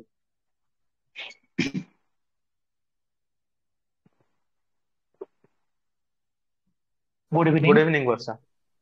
ସାର୍ ମତେ ଏସେ ରିଲେଟେଡ ପଚାରିବାର ଥିଲା, ଲାଇକ୍ ଏସେ ର କେମିତି ଫ୍ରେମୱାର୍କ ରହିବା କଥା, ମାନେ ଲାଇକ୍ କେମିତି ଷ୍ଟାର୍ଟ କରିବୁ, କେମିତି କଣ ରହିବା କଥା, ଯେମିତି ଆମେ ତାର ଡିମାଣ୍ଡକୁ ଫୁଲଫିଲ କରିପାରିବୁ କ୍ୱେଶ୍ଚନ ର, ମାନେ ଫିଲୋସଫିକାଲ ଏସେରେ specially. Very good point sir. ଆମେ ବୋଧେ ଏଇ ଜିନିଷଟା ସ୍କିପ୍ କରିଦେଇଥିଲେ ଏସେ କୁ ଆଡ୍ରେସ ହଁ କରିବାଟା। ହଁ। ତ ୟା ସାଙ୍ଗରେ ଫିଲୋସଫିକାଲ ସାଙ୍ଗରେ ଆମେ ଏସେ ର ଆପ୍ରୋଚ ଟା ବି ଟିକେ ଆପଣଙ୍କଠୁ ଜାଣିବାକୁ ଚାହିଁବୁ କି କଣ ଆପ୍ରୋଚ ରହିବ, ଆଉ ତାଙ୍କର ଯାହା ଡାଉଟ୍ ଅଛି କି ଫିଲୋସଫିକାଲ ଏସେ କୁ କେମିତି ଆପ୍ରୋଚ କରିବା କଥା। ଦେଖନ୍ତୁ ଏବେ ମାନେ ମୁଁ ଲାଷ୍ଟ ଇୟର ଦେଖୁଥିଲି କ୍ୱେଶ୍ଚନ ପେପରଟା, ଓପିଏସସି ର ଯୋଉ ଏସେ ପେପରଟା ଅଛି, ତ ଏବେ ତ କିଛି ମାନେ ଦଉନି, ମାନେ ଲାଷ୍ଟ ଇୟରରେ କିଛି ଫିଲୋସଫିକାଲ ଏସେ ଦଉନି, ବଟ ଷ୍ଟିଲ୍ ମୁଁ ସେଟା କହିଦେବି କାହିଁକି ନା ଏ ବର୍ଷ ପ୍ୟାଟର୍ନ ଚେଞ୍ଜ କରିଦବ କିଛି ତାର ଇଏ ନାହିଁ, କାହିଁକି ନା ୟୁପିଏସସି ଟ୍ରେଣ୍ଡକୁ ଫଲୋ କରିଛି। ଆଉ ୟୁପିଏସସି ରେ ସବୁବେଳେ ମାନେ ଆଉଟ ଅଫ୍ ଯାହା ବି ଅଛି 8ଟା ଯୋଉ ଦିଏ ୟୁପିଏସସି ରେ, 8ଟାରୁ ଅଲମୋଷ୍ଟ 6ଟା ଯାକ ଫିଲୋସଫିକାଲ ହିଁ ଥାଏ। ତ ସେ ଟ୍ରେଣ୍ଡ ଟା ଚେଞ୍ଜ କରିଦବ, ଫିଲୋସଫିକାଲ ଆସିବ, ତ ସେଇ ହିସାବରେ ଆମେ ଡିସ୍କସନ କରିବା। ଦେଖନ୍ତୁ ଏସେ ର ଫାର୍ଷ୍ଟ ଜିନିଷଟା ହଉଛି, ଆପଣ ଯୋଉ ବି ଏସେ କରୁଛନ୍ତି ଫାର୍ଷ୍ଟ ଜିନିଷ ହଉଛି ଆପଣ ଚୁଜ୍ କରିବାଟା, କି ଆପଣ କୋଉ ଏସେ ଚୁଜ୍ କରୁଛନ୍ତି। କାହିଁକିନା ସେଠି ଆପଣଙ୍କୁ ଅପସନ ଦଉଛି କି ଏଇଥର ମେ ବି କେତେଟା ଅଛି, 5ଟା ବୋଧେ ଆସୁଛି ଏସେ, 5ଟା 2ଟା କରିବାକୁ ସେ କହୁଛି। Yes, sir. ତ ହଁ, ତ ସେ 5ଟା ଭିତରେ ଆପଣ କୋଉ 2ଟାକୁ ଚୁଜ୍ କରିବେ, ତ ସେଇଟା ହଉଛି ଫାର୍ଷ୍ଟ ଇମ୍ପୋର୍ଟାଣ୍ଟ, କି ଆପଣ ଚୁଜ୍ କରନ୍ତୁ। ଚୁଜ୍ କରି ସାରିଲା ପରେ ଆପଣଙ୍କ ପାଖରେ ରହୁଛି 3 ଘଣ୍ଟା ଟାଇମ ରହୁଛି ପୁରା ପେପର ପାଇଁ। ତ ଆପଣ ଏମିତି କରନ୍ତୁ କି 2ଟା ଯାକ ତ ଇକ୍ୱାଲ ମାର୍କର ରହୁଛି, 125 125 250, ତ ଇକ୍ୱାଲ ମାର୍କର ଯେହେତୁ ରହୁଛି ଆପଣଙ୍କୁ ଇକ୍ୱାଲି ତାକୁ ଟାଇମ ଡିଷ୍ଟ୍ରିବ୍ୟୁଟ କରିବାକୁ ପଡିବ। ସେଟା ହଉଛି ରୁଲ, କି ଆପଣ ଟାଇମ ଇକ୍ୱାଲ ମାର୍କକୁ ଇକ୍ୱାଲ ୱେଟେଜ ଦେବେ। ଟୋଟାଲ ଏଇଟା ସବୁ ପେପର ପାଇଁ ଆପ୍ଲିକେବୁଲ। ଏମିତି ଆପଣ କ୍ୱେଶ୍ଚିନ୍ ଭିତରେ ଡିସ୍କ୍ରିମିନେଟ କରିପାରିବେନି ମେନ୍ସରେ। ଆପଣଙ୍କୁ ଏଇ ଏସେଟା ଭଲ ଲାଗିଲା ମାନେ ଆପଣ 2 ଘଣ୍ଟା ଲେଖିବେ, ଆଉ ଏଇ ଏସେଟା ଭଲ ଭଲ ନ ଲାଗିଲା ମାନେ ଅଧଘଣ୍ଟା ଲେଖିବେ, ମାନେ 1 ଘଣ୍ଟା ଲେଖିବେ। ଏଇଟା ମାନେ ପୁରା ରୁଲ ଷ୍ଟ୍ରାଟେଜିଟା। ତ ଇକ୍ୱାଲି ଟାଇମ ଡିଷ୍ଟ୍ରିବ୍ୟୁଟ କରିବେ। କରିସାରିଲା ପରେ ଯେତେବେଳେ ଆପଣ ଷ୍ଟାର୍ଟ କରୁଛନ୍ତି, ଫାଷ୍ଟ ମୁଁ ତ ମାନେ ନିଜେ ଯୋଉଟା କରେ, ପିଲାମାନେ ମେ ବି ବେଶୀ ଟାଇମ ନେଉଥାନ୍ତି ନା କଣ ମୁଁ ଜାଣିନି, କିନ୍ତୁ ମୁଁ ଆକ୍ଚୁଆଲି 15 ମିନିଟ୍ସ ଇଚ୍ ଏସେ ପାଇଁ 15 ମିନିଟ୍ ଅଲଗା ସେ ଡିଭୋଟ କରେ। ମାନେ ସେ 15 ମିନିଟ୍ ମାନେ ଅଧଘଣ୍ଟା ଆପଣ କାଟି ଦିଅନ୍ତୁ 3 ଘଣ୍ଟା ଟାଇମରୁ। ତ ସେ 15 ମିନିଟ୍ କଣ ହବ, ଆପଣଙ୍କୁ ସେ ଫ୍ରେମୱାର୍କଟା ରେଡି କରିବାର ଅଛି, କି ଯୋଉ ଏସେଟା ଚୁଜ୍ କଲେ ତାକୁ ଆପଣ ବ୍ରେକ୍ କରିବେ। ଫାଷ୍ଟ ସେ ଏସେର ଯୋଉ ଟପିକଟା ଅଛି ତାକୁ ଆପଣ ବ୍ରେକ୍ କରିବେ। କାହିଁକି ବ୍ରେକ୍ କରିବେ, ତାର ମିନିଂଟାକୁ ବୁଝିବା ପାଇଁ, କି ସେ ଏକ୍ଜାକ୍ଟଲି କଣ ପଚାରିଛି। କାହିଁକି ନା ବହୁତ ଟାଇମରେ ଏମିତି ହୁଏ, ପିଲାମାନେ ଚୁଜ୍ ତ କରିଦିଅନ୍ତି, ତାଙ୍କୁ ଲାଗେ କି ଏଟା ସିମ୍ପଲ ଅଛି, ଏଟା ଏହାର ମାନେ ହଉଛି ଏଇଆ, ଏହାର ମିନିଂ ହଉଛି ଏଇଆ, କିନ୍ତୁ ସେ ଆଉ କିଛି ପଚାରିଥାଏ। ତ ଭୁଲ ଆଉ ଆପଣ ଯଦି ଇଣ୍ଟରପ୍ରେଟ ହିଁ ଆପଣ ଭୁଲ କରିଦେଲେ ଜିନିଷଟାକୁ, ଯଦି ଭୁଲ ଆପଣ ବୁଝିଗଲେ ଷ୍ଟାର୍ଟିଂ ରୁ, ତ ପୁରା ଏସେଟା ହିଁ ଆପଣ ଭୁଲ ଲେଖିବେ ଭୁଲ ୱେରେ। ତ ଫାର୍ଷ୍ଟ ଜିନିଷ ହଉଛି ଚୁଜ୍ କରିବାଟା, ସେକେଣ୍ଡ ଜିନିଷ ହଉଛି ତାକୁ ପ୍ରପରଲି ଇଣ୍ଟରପ୍ରେଟ କରିବା ପାଇଁ ଆପଣଙ୍କୁ ତାକୁ ବ୍ରେକ୍ କରିବାକୁ ପଡିବ 3-4ଟା ପାର୍ଟରେ, ମାନେ କଣ ୱାର୍ଡ ଗୁଡା ସେଠି ଅଛି ଏସେରେ। ତ ତାକୁ ଯେତେବେଳେ ବ୍ରେକ୍ କରିବେ ପ୍ରତି ୱାର୍ଡର ମିନିଂ ଟା କଣ ସେଟା ଆପଣଙ୍କୁ, ସେ ଫ୍ରେମୱାର୍କ ପାଇଁ ହିଁ ମୁଁ କହୁଛି ଯୋଉ 15 ମିନିଟ୍ ବାଲା ପାର୍ଟଟା। ତ ସେଥିରେ ଆପଣ ତାକୁ ମେନସନ କରିକି ତାର ଜିନିଷଟାକୁ ପ୍ରପରଲି ଫାର୍ଷ୍ଟ ବୁଝି ଯାଆନ୍ତୁ କି ସେ କଣ ଡିମାଣ୍ଡ କରିଛି। ଡିମାଣ୍ଡ କରିସାରିଲା ଏଠି ସାର୍ ପରେ ଗୋଟେ ଜିନିଷ ମୁଁ ପଚାରିବି କି ଯୋଉ ଫ୍ରେମୱାର୍କ ବନାନ୍ତି, କିଛି ଜଣ କୁହନ୍ତି କି ତାର ବ୍ଲୁ ପ୍ରିଣ୍ଟ ଟା ବ୍ୟାକ୍ ପେଜ ରେ ବନାନ୍ତି, କଣ ଆପଣ ଲାଷ୍ଟ ପେଜ ରେ ତାର ବ୍ଲୁ ପ୍ରିଣ୍ଟ ବନେଇଥିଲେ? और କେମିତି ଆମେ ମନେ ପକେଇବା କି ଆମେ ଯାହା ବି ଏବେ ପଏଣ୍ଟ 15 ମିନିଟ ରେ ଭାବିଛୁ କି ଏଇ ଡାଇମେନସନ କୁ ଆମେ କଭର କରିବା, ତ ଲେଖିଲା ବେଳେ କଣ ହୁଏ ନା ସେଇ ଡାଇମେନସନ ଟା ଆମର ମିସ୍ ହେଇଯାଏ, ତା ପାଇଁ ଆପଣ କଣ କରନ୍ତି? ଏକ୍ଜାକ୍ଟଲି ସେଇଟା ହିଁ ଆପଣଙ୍କର ତାର ଯୋଉ ବ୍ୟାକ୍ ସାଇଡରେ ତ ଦେଇଥାଏ ଯୋଉ ରଫ୍ ପାଇଁ ପ୍ଲେସଟା ଜାଗାଟା ଥାଏ ତାର, ତ ସେଠି ଆପଣ ୟୁଜ କରିପାରିବେ ତାକୁ ବ୍ଲୁ ପ୍ରିଣ୍ଟ ଯୋଉ ବା ଫ୍ରେମୱାର୍କ ଯାହା ବି ଆପଣ କରିବା ପାଇଁ ସେଠି ୟୁଜ କରିପାରିବେ। କାହିଁକି ନା ସେଠି ଆପଣ ଯଦି କରିଛନ୍ତି ପ୍ରପର ଗୋଟେ ଫର୍ମାଟ ଟା ସେଠି ଲେଖିଛନ୍ତି କି ଏଇଟା ଏଇଟା ହଉଛି ଡାଇମେନସନ, ୟା ପରେ ୟା ଆସିବ, ୟା ପରେ ୟା ଆସିବ, ମାନେ ପ୍ରପର ଅର୍ଡରରେ ଆପଣ କରିଛନ୍ତି, ମାନେ ଏକ୍ସାମ୍ପଲ ଗୁଡା ଦେଇଛନ୍ତି ସେଠି, ତ ଲେଖିଛନ୍ତି ମାନେ କଣ ହବ, ଆପଣ ଯେତେବେଳେ ଲେଖୁଥିବେ ସେଟା କିଛି ଆପଣ ଭୁଲିବେନି କି ହଁ କିଛି ଯଦି କୋଉଠି ଯଦି ଗୋଟେ ମିସ୍ ହେଇଗଲା ତ ଆପଣ just ଦେଖି ଦେଖି ପୁଣି ତାକୁ ଷ୍ଟାର୍ଟ କରିପାରିବେ ସେମିତି। କାହିଁକି ନା ଏସେରେ କଣ ହୁଏ ନା ଫ୍ଲୋ ଟା ଯଦି ବ୍ରେକ୍ ହେଇଗଲା ୱାନ୍ସ, ତ ମାନେ ବହୁତ ଡିଫିକଲ୍ଟ ହେଇଯାଏ ପୁଣି ଥରେ ସେ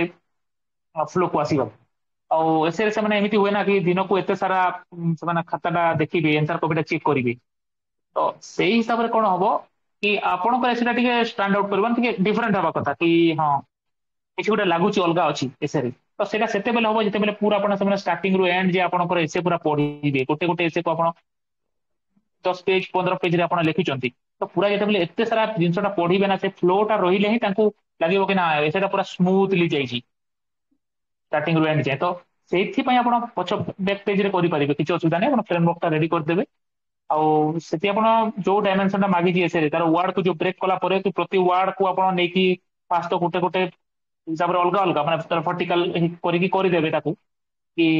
ୟାର ଏଇ ଡାଇମେନସନ ଅଛି, ୟାର ଏଇଟା ଏଇଟା କରିକି କ୍ୱେଶ୍ଚନର ଡିମାଣ୍ଡ ହିସାବରେ, ମୁଁ ଏଇଟା ମୁଁ ଜେନେରିକ କହୁଛି କିନ୍ତୁ ଆପଣ କ୍ୱେଶ୍ଚନର ଡିମାଣ୍ଡକୁ ହିସାବରେ କରିପାରିବେ। ସବୁବେଳେ ଗୋଟେ ଜିନିଷ ମନେ ରଖିବେ, ଜିଏସ୍ ପେପର ହଉ, ଏସଏ ହଉ, ଏଥିକ୍ସ ହଉ, ଅପସନାଲ ହଉ, କ୍ୱେଶ୍ଚନର ଡିମାଣ୍ଡକୁ ମିଟ୍ କରିବେ।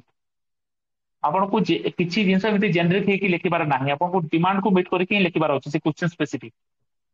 Okay. ତ ତାକୁ ତ ଯଦି ସାର୍ ହଁ ତାଙ୍କର ଯାହା ଡାଉଟ ଥିଲା କି ଫିଲୋସଫିକାଲ ଏସେର ଆପ୍ରୋଚ କଣ ରହିବ? ହଁ ତ ଫିଲୋସଫିକାଲ ଏସେରେ ହଉଛି କି ଆପଣଙ୍କୁ ଜିନିଷଟାକୁ ଫାଷ୍ଟ ଯେମିତି ମୁଁ କହିଲି ଇଣ୍ଟରପ୍ରେଟଟା ବହୁତ ଇମ୍ପୋର୍ଟାଣ୍ଟ, ଫିଲୋସଫିକାଲ ଏସେ ବହୁତ ଡିଫିକଲ୍ଟ ହଉଛି ଇଣ୍ଟରପ୍ରେଟ କରିବାକୁ। ଇଣ୍ଟରପ୍ରେଟ କରିସାରିଲା ପରେ ଫ୍ରେମୱାର୍କ ରେଡି କରିବେ, ଫ୍ରେମୱାର୍କଟା ରେଡି କରିସାରିଲା ପରେ ଆପଣ ଏମିତି ଷ୍ଟାର୍ଟ କରିପାରିବେ କି ଯଦି ଆପଣଙ୍କ ପାଖରେ କିଛି ଗୋଟେ ରିଅଲ ଲାଇଫ ଷ୍ଟୋରି ଅଛି ନା, କିଛି ରିଅଲ ଲାଇଫ ଏକ୍ସାମ୍ପଲ ଷ୍ଟୋରି ହେଲା କିମ୍ବା anecdote ଯାହା ବି କହନ୍ତି, କିମ୍ବା କିଛି ଗୋଟେ ଯଦି କୋଡ୍ ଅଛି କୋଡ୍ ରୁ ଷ୍ଟାର୍ଟ କରିପାରିବେ, ଷ୍ଟୋରିରୁ ଷ୍ଟାର୍ଟ କଲେ ସବୁଠୁ ବେଷ୍ଟ ଯଦି କରିପାରିବେ। ମୁଁ ତ ନିଜେ ମାନେ ପର୍ସନାଲ ସେମିତି କରେ କି ଆପଣ ନହେଲେ କିଛି ଗୋଟେ ହାଇପୋଥେଟିକାଲ ମାନେ ଇମାଜିନ କରିକି କିଛି ଗୋଟେ ଷ୍ଟୋରି ଆପଣ ନିଜ ହିସାବରେ କରିକି ବି କରିପାରିବେ। କିଛି ଆପଣ ମାଇଥୋଲୋଜିରୁ ନେଇକି, ରାମାୟଣରୁ ନେଇକି, ମହାଭାରତରୁ ନେଇକି, ଯାହା ବି ଆପଣଙ୍କ ପାଖରେ ଅଛି, ଯୋଉ ବି ଆପଣ କିଛି ବୁକ୍ସ ପଢିଛନ୍ତି ସେଠୁ କିଛି ଗୋଟେ ଷ୍ଟୋରି ଅଛି, ଆପଣ କିଛି ବି କରିପାରିବେ ଏସେରେ। ସେଇଟା ହଉଛି ସବୁଠୁ ମାନେ କ୍ରିଏଟିଭ ବାଲା ପେପରଟା, ଯେତେ ଆପଣ କ୍ରିଏଟିଭିଟି କରିପାରିବେ କରିପାରିବେ ସେଠି। ତ ସେଠୁ ଆପଣ ଷ୍ଟାର୍ଟ କରିଦେଲା ପରେ ତାକୁ ଗୋଟେ ଦିଟା ପାରାରେ ବେସିକାଲି ଯେତିକି ବି ଆପଣ କରିବେ, ଗୋଟେ ଦିଟା ତିନିଟା ପାରାରେ ତାକୁ ଇଣ୍ଟ୍ରୋଡକ୍ସନ କରିବେ, ଧୀରେ ଧୀରେ କରିକି ଗୋଟେ ଫ୍ଲୋ କରିକି ନେଇକି ଚାଲିବେ। ତାପରେ ମୋର ଏମିତି ଷ୍ଟ୍ରାଟେଜି ରୁହେ କି ମୁଁ ଦେଖନ୍ତୁ ଏଠି ପିଲାମାନଙ୍କର ଏମିତି ଥାଏ କି ଆପଣ ଡାଇମେନସନ କଭର କରନ୍ତୁ, କୁହନ୍ତି କିଛି ପିଲା କି ପଲିଟିକାଲ ଡାଇମେନସନ, ମାନେ ହିଷ୍ଟ୍ରିରେ କଣ ଅଛି, କଲଚରରେ କଣ ଅଛି, ଇକୋନୋମି କଣ ଅଛି, ସୋସାଇଟି କଣ ଅଛି, ଟେକ୍ନୋଲୋଜିକାଲ କଣ ଅଛି ଏଙ୍ଗଲଟା, ଏନଭାରମେଣ୍ଟ ବାଲା କଣ ଅଛି ଏଙ୍ଗଲଟା, ଏଥିକାଲ କଣ ଅଛି ଏଙ୍ଗଲଟା, ବହୁତ ସାରା 8-10ଟା ଏଙ୍ଗଲ ଯାହା ଅଛି। ତ ସେଇ ହିସାବରେ ପିଲାମାନେ କହନ୍ତି, କିନ୍ତୁ ଏଇଟା ମୁଁ କଣ କରିଥିଲି ଫାଷ୍ଟ ମାନେ ଆଟେମ୍ପ୍ଟ ମୁଁ କରିଥିଲି ଏଇଟା ମୋର ୟୁପିଏସସି ବାଲା ଆଟେମ୍ପ୍ଟରେ, ଇଭେନ ଓପିଏସସି ରେ ବି ମୁଁ ମାନେ ଏଇଟା ଟ୍ରାଏ କରିଥିଲି କରିବାକୁ ଏଇ ଜିନିଷଟା। କିନ୍ତୁ ମତେ ମୋର ପର୍ସନାଲ ଏକ୍ସପିରିଏନ୍ସ କହୁଛି, କାହିଁକିନା ମୁଁ ମେ ବି କିଛି ଟାଇମରେ ଭୁଲ କରିଥିବି ଯୋଉଟା ପାଇଁ କମ ମାର୍କ ବି ଆସିଛି ମୋର ୟୁପିଏସସି ଆଟେମ୍ପ୍ଟରେ। ତ ଏମିତି ହୁଏ କି ଏଇ ଆଟେମ୍ପ୍ଟରେ ଏଇ ଯୋଉ ଆପ୍ରୋଚରେ କଣ ହୁଏ, ଯେମିତି ଆପଣ ଏମିତି ଏଙ୍ଗଲ ଗୁଡା କଭର କରିବେ, ଫ୍ଲୋଟା ରୁହେନି ଆକ୍ଚୁଆଲି। କାହିଁକି ଆପଣ ଟେକ୍ନୋଲୋଜିକାଲ ଏଙ୍ଗଲରୁ ସଡନଲି ଜମ୍ପ କରିଯିବେ ଆପଣ ଏଥିକାଲ ଏଙ୍ଗଲକୁ, ପୁଣି ଜମ୍ପ କରିଯିବେ ପଲିଟିକାଲ ଏଙ୍ଗଲକୁ, ପୁଣି ଜମ୍ପ କରିଯିବେ ଇକୋନୋମି ଏଙ୍ଗଲକୁ। ତ ସେ ଯୋଉ ଫ୍ଲୋଟା ରହିବା କଥା ନା, ସେଟା ଆକ୍ଚୁଆଲି ମତେ ଲାଗେ ସେ କଣ୍ଟିନ୍ୟୁଟିଟା ରୁହେନି ଆକ୍ଚୁଆଲି। ମାନେ ମେ ବି ମୁଁ ରଙ୍ଗ ହେଇଥାଇପାରେ, କିଛି ଲୋକ ଫଲୋ ସେଟା କରୁଥାନ୍ତି, କିନ୍ତୁ ମୋର no personal no sir, experience. You are right, you are right. ତ ହଁ କି ଲାଗେ କି ମାନେ ଯଦି ବି ଫ୍ଲୋଟା ବ୍ରେକ୍ ହବନି କି ଷ୍ଟିଲ୍ ବହୁତ ଡିଫିକଲ୍ଟ ହେଇଯାଏ ସେ ଲିଙ୍କ କରିବାଟା। कि आपण पॉलिटिकल रो इकोनॉमी को लिंक करबाटा ना बहुत डिफिकल्ट है जैसे तो मु कोन करे मोर होची स्ट्रेटजी की आपण एमती स्टार्ट कर देला पर इंट्रोडक्शन टा जिंपल आपण बॉडी पार्ट को आसुचंती तो बॉडी पार्ट रे आपण जस्ट सीधा आपण चली जिवे सीधा आपण जेतिकी जानि जंती ना पूरा मैथोलॉजी रु आपण जदी स्टार्ट करिवे एमती स्टार्ट करिकि ना पूरा मॉडर्न एज जे आसंतु एटा फुल आपण बेटर करिवो आपण पूरा चली जिवे गोटे स्मूथ ट्रांजिशन हबार अछि गोटे पैराग्राफ रो आ गोटे पैराग्राफ हाँ को राइट एक्जाक्टली तो आपण कम करिवे हमर टाइम जेमती प्रोग्रेस हेची ना कि माइथोलॉजी टाइम रु स्टार्ट करिकि तापरे हमन जेमती कहली फॉर एग्जांपल ए जो एपिक्स वाला अछि रामायण महाभारत रु देकी भगवत गीता रु किछि नै कि एमती स्टार्ट करले तापरे जो एंशिएंट टाइम वाला पार्ट माने प्री हिस्टोरिक वाला पीरियड रु के नै कि तापरे मॉडर्न एंशिएंट टाइम एंशिएंट रु अर्ली मेडिएवल रु नै कि माने इंडियन कॉन्टेक्स्ट हो वर्ल्ड कॉन्टेक्स्ट हो किछि फरक पडुनी आपण कोउठ भी एग्जांपल सहित लेखि लेखि चलिबे कि आउ कोन करबे ताकू रिलेट करिवे कि हां मोर टॉपिक टा कोन अछि सेटा भूलिबा जेମିତି दरकार नै कि एटा होजी मोर टॉपिक टा एसेरो आ मॉडर्न रो गुटे एग्जांपल लेले ताकू सब्स्टिट्यूट कर देबे गुटे पारा रे तापर पुनी अगर एंशिएंट रो करथिबे मेडिएवल रो करथिबे एमती एमती करिके पूरा मॉडर्न जे आसीबे विथ एग्जांपल संगरे सब्स्टिट्यूट करी पूरी ताकू लिंक कर दोथिबे मझरे मझरे गुटे लाइन लेखि कि टॉपिक सहित कि हां एटा भी एटा को शो करूची एमती एमती करिके पुनी नेक्स्ट पेज रे एमती हला करिके कले पूरा आपण से स्टार्टिंग एज रु नै कि पूरा मॉडर्न जाय जदी एबे जाय रिसेंटली जाय लेखि देबा आपण गुटे फ्लो आसी बसे रे कि हां पिलाडा पूरा कंटिन्यूटी पूरा आगरो एबे जाय पूरा ताकू लिंक करिके आसी एसे कुता टॉपिक कुता एसे सहित तो सेटा ही माने मेजरली मु फॉलो करछि एबे जोटा मु फॉलो करछि सेटा ही फॉलो करछि मु आगरो भी से डायमेंशन वाला एंगल टा फॉलो करदिले कि history culture polity economy environment technology करिकि बट एबे मु टिके शिफ्ट करछि ए साइड को तो माने मते लागुछि कि एटा टिके ताटो टिके स्लाइटली बेटर वाला ऑप्शन टा तो बाकी पिला माने निज हिसाब रे करि परिबे से गुडा approach okay thank you sir next आउ कि किसी पचारे को चाहउछंती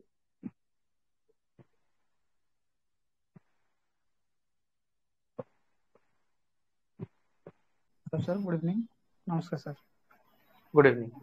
जो स्पेशली मेंस टाइम रे टिके एंजाइटी लेवल अधिक रहउछि sir how to deal with this sir okay तो संबित सर से बुझियो को चाहउछंती सर एंजाइटी को केमती डील करियर अछि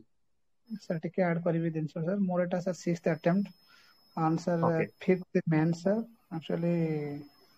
ओडो टाइम रे से जो फेलुअर रो बर्डन टा एते हे जाउछि सेटा टिके एंजाइटी लेवल को सर बहुत ये करछि आ एफिशिएंसी टिके कमी जाउछि एंजाइटी लेवल टिके बढ़ी गला बेल को सेटा सर हम चाहिले भी बेस्ट दबा को ना सर से टाइम रे एक्चुअली माने बसी होनी भल माने ओडे केमती टाइप रो फीलिंग्स ओडे सेटा sir I can't express but sir केमती टा को डील करि परिबा काइंड ऑफ इमोशनल ब्रेकडाउन को आपण रेफर करचंती ओके सर देखो से हाँ देखो सेटा होची एक्चुअली आपण को केस रे सेटा माने आवरे मु बुझी परछ एक्चुअली सेटा तो हमर नॉर्मल जो माने फ्रेश पिला माने भी आसंती तांको केस रे भी थाए एक्चुअली से एंजाइटी लेवल टा किंतु आपण को जेतो 6 अटेम्प्ट हेची आ बट प्रेशर भी पुनी माने माने कोन होय ना एटा गोटे टाइम परे पूरा एमिति गोटे सैचुरेशन लेवल आसी जाय कि आपण जेति की पढिले भी आ किछि इंप्रूव होउनी सेमिति आपण को लागिवो कि मु तो पूरा 5टा अटेम्प्ट दे देली पूरा पूरा मोर बेस्ट दे देली आ किछि मोर इंप्रूव होउनी आउ नेक्स्ट कोन करा जिवो सेमिति टाइप रो किंतु किछि नाही जस्ट माने गो टू द बेसिक्स आउ किछि नाही पूरा आपण बेसिक्स जहा करिसंदी ना ताकू ही जानतु किछि नाही जस्ट कॉन्फिडेंस रखंतु आउ गोटे अटेम्प्ट एमिति बहुत जन को हेछि कि बहुत जन लास्ट अटेम्प्ट रे 6th अटेम्प्ट रे एग्जाम टा क्लियर करिसंदी एमिति नाही कि तो आपण 6टा अटेम्प्ट हे गला माने किछि डिमोटिवेट हेबार अछि तो माने निज ऊपर 9टा अटेम्प्ट अछि sir but the thing is sir 5टा मेंस 2टा इंटरव्यू पर सर आउरी माने ना बड़ा एग्जॉस्ट लागो माने ओडे फियर गोटे आस जाउछि गोटे एग्जाम प्रति गोटे एंजाइटी आस जाउछि फियर आस जाउछि कि एंड सर मेंस टाइम रे स्पेशलिटी के अधिक होउछि हाँ हाँ किछि नाही देखंतु सेटा एक्चुअली माने कोन ना एग्जाम रो नेचर टाइम सेमिति माने ते कंपटीशन भितरे पुनी कोन ना आपनकर एते सारा अटेम्प्ट हेलानी माने गोटे एग्जॉस्ट हे गला बोलिया लागुछि कि किछि नुवा किछि हाँ किछि नुवा किछि ऐड करिवार स्कोप नाही एमिति लागिबो एटा मोर निजर भी एक्सपीरियंस रु कहूछि कि हमने फर्स्ट अटेम्प्ट रे ही ना आपण जदी फर्स्ट अटेम्प्ट भी न होई परिबो हमको इवन सेकंड अटेम्प्ट रे भी एमिति ही लागे कि मो फर्स्ट अटेम्प्ट रे मोर बेस्ट दे देतिली बट स्टिल मोर हेलानी पूरा माने एग्जॉस्ट हे जिबा टाइप सेमिति बट किछि नाही जस्ट टिकी आउट टिके माने होल्ड करंदु आपण पूरा एथर भाबंतु ना एटा आपनकर लास्ट अटेम्प्ट भाबी कि पूरा आपनकर बेस्ट दियंतु जा होछि आ पूरा बेसिक्स जोटा मु कहली पूरा आपनकर रिवीजन प्रॉपर आंसर राइटिंग आउ ता संगरे जदि आपनकर एची तो विद्यांश ये रो नउतु भी आपण एकेडमी रो गाइडेंस ता तो ନେଇକି ପୁରା ହଁ ପ୍ରପର ଏବେ ନା ଏବେ ମେନ୍ସ ରେ କଣ ହେଇଛି ଆପଣଙ୍କର ମୁଁ ଭାବୁଛି ଆପଣ ଯଦି 5ଟା ମେନ୍ସ ଦେଇ ସାରିଲେଣି ଅଲରେଡି ଆପଣଙ୍କର ସବୁ ସର୍ଟେଡ୍ ଅଛି Yes, ପ୍ରିପାରେସନ ତ sir. ପୁରା ମାନେ ହଁ ସିଲାବସ କମ୍ପ୍ଲିଟ ଅଛି ଆପଣଙ୍କର ଅପସନାଲ ପୁରା କମ୍ପ୍ଲିଟ ଥିବ ଏବେ ଏଥିକ୍ସ ପୁରା ବି ଅଛି ଏସଏ ବି ସବୁ ଠିକ ଥିବ କିଛି ନାହିଁ ଆଜ୍ଞା ଆପଣ ଦିଥର ଇଭେନ୍ ଇଣ୍ଟରଭ୍ୟୁ ବି ଯାଇଛନ୍ତି ସେଥିପାଇଁ ମାନେ ଫାର୍ଷ୍ଟ ତ କଂଗ୍ରାଚୁଲେସନ ସେକେଣ୍ଡ ଜିନିଷ ଥ୍ୟାଙ୍କ ହଉଛି କି ମାନେ ହଁ ତ ଆପଣଙ୍କର ଅଛି ଏକ୍ସପିରିଏନ୍ସ ଅଛି ତ ସେ ଏକ୍ସପିରିଏନ୍ସ ଟାକୁ ଏବେ ୟୁଜ୍ କରନ୍ତୁ କି ଆପଣ ଲାଷ୍ଟ ଟାଇମରେ ଆକ୍ଚୁଆଲି ଭୁଲଟା କରିଦେଲେ କୋଉଠି ମାନେ କୋଉ ପେପରରେ କମ ମାର୍କ ଆସୁଛି ଆଉ କାହିଁକି ଆସୁଛି ବୁଝିପାରିଲେ Yes, ଆପଣ sir. ତାକୁ ଟିକେ ଆନାଲାଇଜ କରିଦେଲେ ନା ଯେତେବେଳେ ଆପଣ ଆନାଲାଇଜ କରିବେ ଆପଣ ଯଦି ବସିକି ଖାଲି ଭାବିବେ କି ମୋର 6ଟା ଆଇଟମ ହେଇଗଲାଣି ହଉନି ତ ସେ ଏଂଜାଇଟି ଲେଭେଲ ଟା ବଢିବ ତା କମିବନି Yes, ତ ଆପଣ yes, sir. ଆପଣ ଏନାଲାଇଜ କରନ୍ତୁ ଆପଣ ଏନଗେଜ ହୁଅନ୍ତୁ ଏନାଲାଇଜ କରିକି ଦେଖନ୍ତୁ କି କୋଉଠି ପାଇଁ କମିଲା କଣ ହେଲା ତାପରେ Yes, ଏଇ 3 ମାସ ପାଇଁ ହଁ ମେନ୍ସ ପାଇଁ ଆପଣ ପୁରା ଫୋକସ ହେଇକି ଜଷ୍ଟ ରିଭିଜନ ଆଉ ତା ସାଙ୍ଗରେ ଆପଣ ଆନ୍ସର ରାଇଟିଂ ଏଇ ଦିଟା ଜିନିଷ ଉପରେ ଫୋକସ କରନ୍ତୁ ପ୍ରପରଲି ଆଉ ଯଦି କିଛି ମାନେ ଯେମିତି ଦରକାର ହବ ଗାଇଡେନ୍ସ ତ ଆପଣ ରିଚ୍ ଆଉଟ୍ କରିପାରିବେ କିଛି ଅସୁବିଧା ନାହିଁ thank you so much, sir. ଆଉ ଗୋଟେ ଜିନିଷ ମୁଁ କହିବି ରାଜେଶ ଏଇ ୟେସ୍ ସାର୍ କୁହନ୍ତୁ। ହଁ ଏଇଟା ଗୋଟେ ଏକ୍ସଟ୍ରା ଜିନିଷଟା ମାନେ ଏଇ ଯୋଉ ଆମର ପ୍ରିପାରେସନ କୁ ଛାଡିକି କି ଲାଇଫ ରେ ନା ମାନେ ଟିକେ ଏ ଯୋଉ ବାଲାନ୍ସ ଟା ରଖିବାଟା ବହୁତ ଇମ୍ପୋର୍ଟାଣ୍ଟ ତ ଯଦି କିଏ ମାନେ ଏମିତି ମେଡିଟେସନ ଟା ଆଉ ୟୋଗା ଫୋଗା ଟିକେ କରିପାରିବେ ଆପଣ ଟିକେ ଏଂଜାଇଟି ଲେଭେଲ କୁ କମ କରିବା ପାଇଁ ଏଇଟା ଟିକେ ଆଉଟସାଇଡ ଜିନିଷଟା ପ୍ରିପାରେସନ ଟାଇମରୁ ଟିକେ ମେଡିଟେସନ କରିବେ ହଁ ଶୋଇଲା ବେଳେ ଶୋଇବା ଆଗରୁ ଜଷ୍ଟ ଟିକେ ମେଡିଟେସନ ଟା କଲେ କିମ୍ବା ସକାଳୁ ଟିକେ ୟୋଗା ଟା କଲେ ତ ଆପଣଙ୍କୁ ଟିକେ ରିଲାକ୍ସ ଫିଲ୍ ହବ ମାଇଣ୍ଡ ଟା ମାନେ କନସେନ୍ଟ୍ରେଟ ହେଇପାରିବ ଆଜ୍ଞା sir, thank you, sir. Thank you sir. Rajesh ମୁଁ ଗୋଟେ ଜିନିଷ କହିବି ୱାନ୍ସ ନା ଆଜ୍ଞା ଆମେ ଆମର ଯଦି ବେଷ୍ଟ ଦେଇ ସାରୁଛେ yes, sir. ଆମକୁ ଲାଗୁଛି କି ୟାଠୁ ଅଧିକ କିଛି କରିପାରିବାନି ଗୋଟେ ଆଜ୍ଞା ଏତିକି ମନେ ରଖ କି ଗିଭ୍ ଅପ୍ ତ କରିବନି ଆଟେମ୍ପ୍ଟ ଆଜ୍ଞା ଏଠି କ୍ୱିଟ୍ କରିବାର ନାହିଁ ଆଜ୍ଞା କିନ୍ତୁ ମାଇଣ୍ଡ ର ରିଲାକ୍ସେସନ ସେତେବେଳେ ଆସିବ ନା ଯେତେବେଳେ ତମ ମାଇଣ୍ଡ ଆଉ ଗୋଟେ ଜାଗାରେ ଫୋକସ ରହିବ ତମେ ଯଦି ଓଭର ଥିଙ୍କିଙ୍ଗ କରିବ କି ମୋର ଆଟେମ୍ପ୍ଟ ହଉନି ମୋର ଏଜ ହେଇଗଲାଣି ଆଉ ମୋ ପାଖରେ ଟାଇମ ନାହିଁ ଏଇ ଜିନିଷଟା ଆମର ଆନଜାଇଟି କୁ ଏଲିଭେଟ ହିଁ କରେ ତାକୁ ବଢାଏ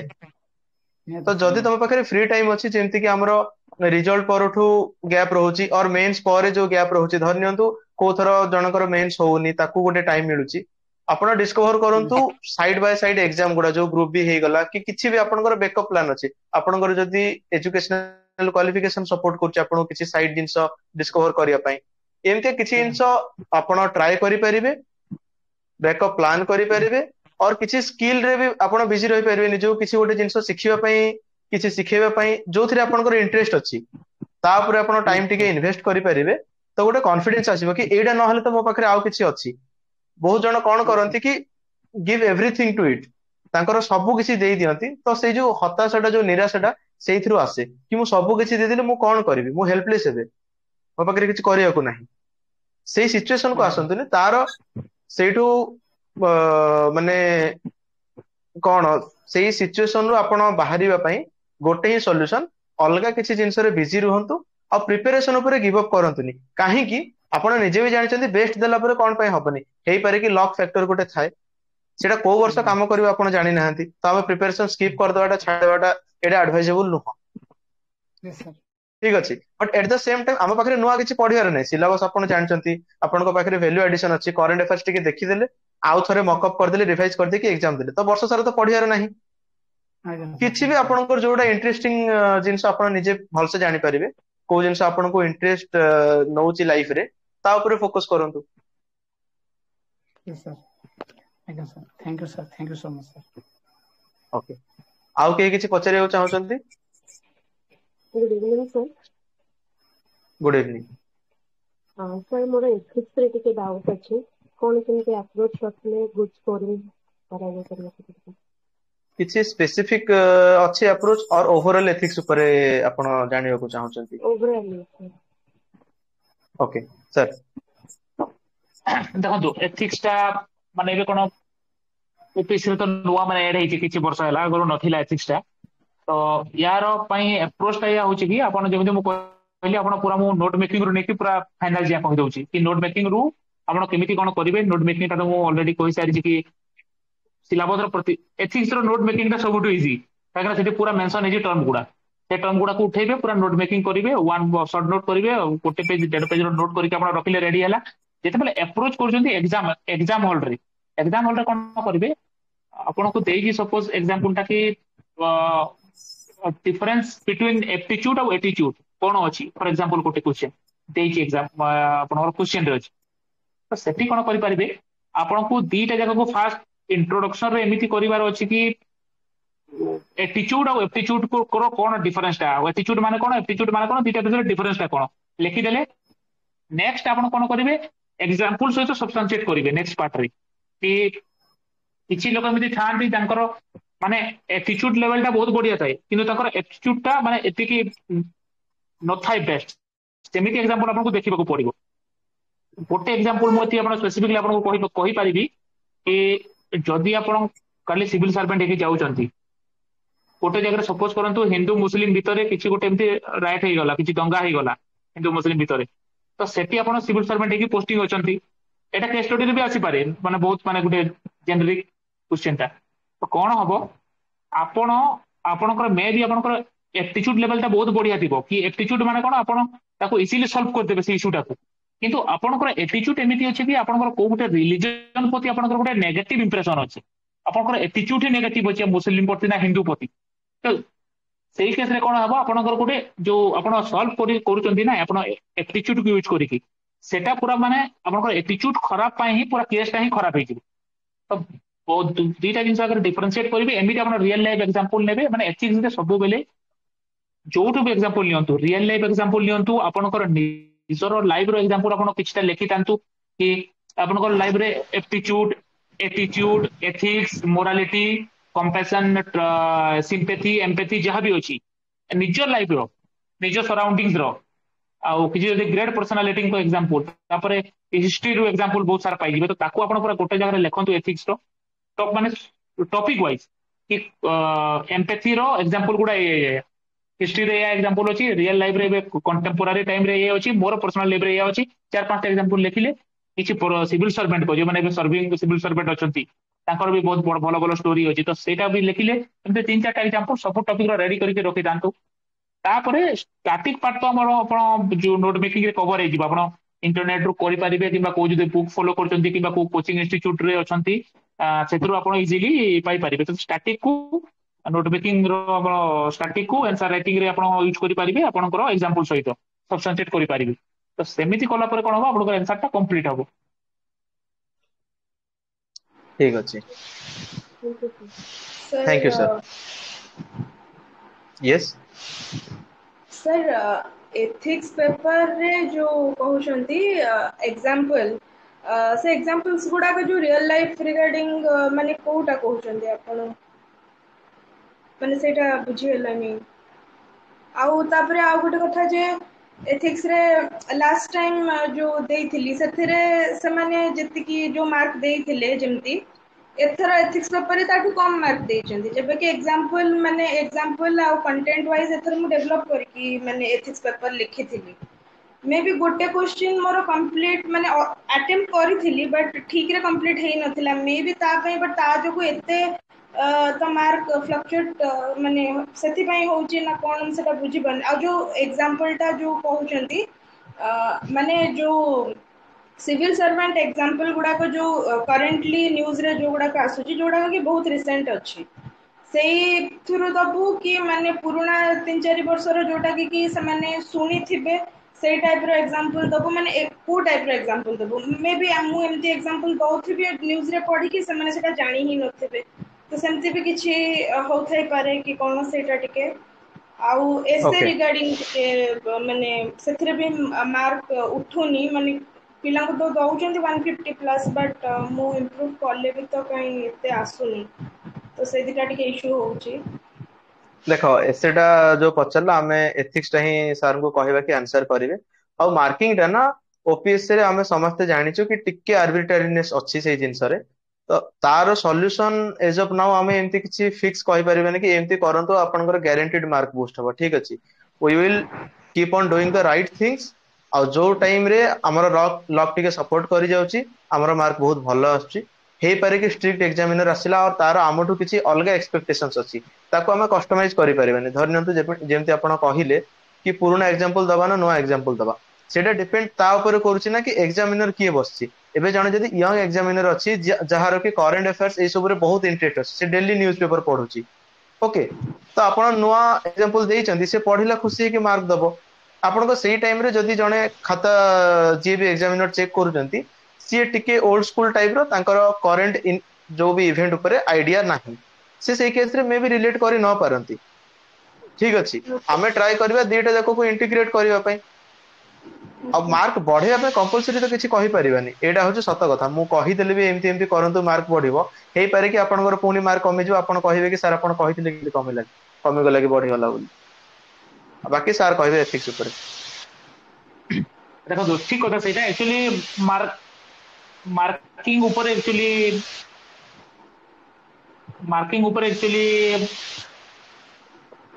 गोटे बैकग्राउंड एक्चुअली नॉइस टा होची काइंडली म्यूट योरसेल्फ हां हाँ तो देखंतु जेमति मार्किंग ऊपर कहिले सर कि मार्किंग रो आम हाथ रे नाही एक्चुअली सेटा कंट्रोलटा कि किए बसिची किए खाता करेक्शन करिची तमरो मार्किंग ऊपर नाही हम हमरो निजरो बेस्ट दे परिबा और बेस्ट दबा पई देखंतु जेमति आपण एथिक्स रे कहिले कि एग्जांपलटा होची कि सबुटु बेस्ट होची आपण जदि एमिति एग्जांपल दो जदि जाके समस्त को जणा सब कैटेगरी रो एग्जामिनर को जणा और सेटा बहुत रेयर आसीबो सेमिति एग्जांपल आपण एबे आपण कोटी कोटी न्यूज रे पढि देबे कि एई सिविल सर्वेंट एई काम एठी करिछि किंतु मे भी ताको सेटा माने जणा पडी न माने जानि नथिबे से सेमिति टाइप रो किंतु एमिति किछि एग्जांपल अछि जोटा कि आपण नेई पारिबे जे समस्त को जणा जेमति आपण रामायण रो महाभारत रो एग्जांपल लियंतु बहुत सारा मिलि जिवो आपण भगवत गीता रो एग्जांपल लियंतु बहुत सारा मिलि जिवो आपण हिस्ट्री रो एग्जांपल लियंतु समस्त को जणा अछि वर्ल्ड हिस्ट्री रो नियंतु इंडियन हिस्ट्री रो नियंतु समस्त को जणा अछि आपण मॉडर्न हिस्ट्री रो नियंतु एग्जांपल समस्त को जणा अछि एमिति एग्जांपल जोटा कि मोस्टली माने समस्त को तो नाही माने 80-90% ऑफ द एग्जामिनर्स को जणा थिबो सेटा सेटा फास्ट प्रिफर करिवि कि एमिति एग्जांपल नोचंदी जोटा कि शो करछि कि एमिति आपण देखंतु कि एग्जांपल हिस्ट्री रो मु एक्चुअली काहे कि मु निजे हिस्ट्री ऑप्शनल रो तो मु मेजरली फोकस करे हिस्ट्री ऊपर आ हिस्ट्री सबुठु माने बेस्ट एग्जांपल ती हिस्ट्री रू ही आसे एथिक्स रो कि आपण वर्ल्ड हिस्ट्री रू नै पारिबे मॉडर्न हिस्ट्री रू नै पारिबे इवन एंशिएंट टाइम रू नै पारिबे एमती कि हिस्ट्री जोटा कि प्रति वर्क सहित लिंक हबो कंपैशन ऊपर आपण नै पारिबे आपण एम्पैथी ऊपर नै पारिबे आपण इवन गुड गवर्नेंस ऊपर नै पारिबे एग्जांपल गुडा आपण हिस्ट्री रू उठेकी तो चूज करंतु एमती जिंस जोटा कि मेजर माने लोकन को जणा थिबो जदि आपण नुवा भी दोचंती किछि एमिति जिंस दियंतु जोटा कि माने कंट्रोवर्शियल नथिबो कहूची सेटा कंट्रोवर्शियल इन द सेंस कि आमे प्रायली दो माने मु भी थरे दुथर देइछि जेमति आपण फॉर एग्जांपल एमति माने ना नबाटा ठीक नो किंतु स्टिल जेमति माने अशोक खेमका करी कि जण अछन आईएएस ऑफिसर तो तांको आमे प्राय एग्जांपल दउ कि एतकी थर ट्रांसफर हेगला ये कर देले माने नो डाउट से माने भलो काम करजति बट एटा कोन होय ना सबु एग्जामिनर ना ताको पॉजिटिव वे रे नेबे प्रॉब्लम होची सेटा तो सेई केस रे आपण कोन करि परिबे आपण एमिति करंतु जे माने टिके एग्जांपलरी माने जिंसटा करिछि कि सपोज जेमिति को गोटे बे रिसेंटली माने 2-4 वर्ष आगर को गोटे ऑफिसर माने आपण ट्रांसजेंडर को निज ऑफिस रे माने एम्प्लॉयमेंट दैचंती किसी ट्रांसजेंडर को गोटे ऑफिसर अछंती जे कि माने किछि कोटी गोटे माने को गोटे पुलवामा अटैक रो जहा भी शहीद हेतिले तांकर माने थिले तांकर छोट छोट छुआ माने एडॉप्ट करिसंती तो एमिति किसी एग्जांपल ना जोटा कि माने माने बहुत भलो काम को शो करछि सेतिरे किए माने डाउट करिवेनी कि हां ये एटा करिछि कि ता निज ऑफिस रे ट्रांसजेंडर को देला पर तार कंपैशन को शो करिछि तार एम्पैथी सिंपैथी को शो करिछि टुवर्ड्स माने गोटे ये ऊपर माने कि डिस्क्रिमिनेशन नाही तार सेमिति टाइप रो तो एमिति जिंस आपण जे एग्जांपल देले ना कि हां ये सेटा मे भी से सुनी नथिबो एग्जामिनर सुनी नथिबो से ता नाटा किंतु स्टिल आपण जदि लेखिले ना कि सेटा टिके लागुछि कि हां माने जेन्युइन जिनसटा आ आपण लिखिबे कि से एटा करिकि माने 58 टाइम्स ट्रांसफर हे गले तो एमिति एग्जांपल ता आपण मे भी टिके अवॉइड करि परिबे माने मोर निजो पर्सनल एक्सपीरियंस रु सर थैंक यू सर आउ गोटे जे ओपीएससी रो एथिक्स आ यूपीएससी रो एथिक्स टिके आई थिंक डिफरेंट रहउछ कि कोन कारण जो मु जति कि सुनी थिली माने संस्कृत रो जो आसुची ए जो आत्मानि प्रतिकुलानि से टाइप रो जो श्लोक गुड़ाक से गुड़ाक यूपीएससी रे कोट करी होबो बट ओपीएससी रे सेटा कले से माने जानि परिबे ना जानि परिबे नहीं देखंतु सेटा हां सेटा एक्चुअली इवन सेटा भी से ऊपर डिपेंड करछि कि आपण किए करेक्शन करूछि मे भी किछि टाइम पर आपण लिखिथिबे किछि गुटे संस्कृत रो श्लोकटे लिखिथिबे बट सेटा ताकू जणा नथिबो मे भी तो आपण लिखि परिबे किंतु ता ऊपर एत्ति भी माने कि ମାନେ ଆପଣ ତାକୁ କନକ୍ଲୁଡ ଏସେ ରେ ଲେଖି ପାରିବେ। କଣ ହୁଏ ନା ଯେତେ ଆପଣ କମ ସ୍ପେସ୍ ମିଳୁଛି ଲିମିଟେଡ ଆପଣଙ୍କ ପାଖରେ ଅଛି ଯେ ତାକୁ କମ୍ପ୍ଲିଟ କରିବା ପାଇଁ ଆନ୍ସର ଟା, ତ ସେଠି ଆପଣ ଏମିତି ଏକ୍ସାମ୍ପଲ କୁ କୋଟ କରନ୍ତୁ ଯାକୁ ମାନେ ଆପଣ ଇଜିଲି ଜଣେ ବୁଝିପାରିବ ଆଉ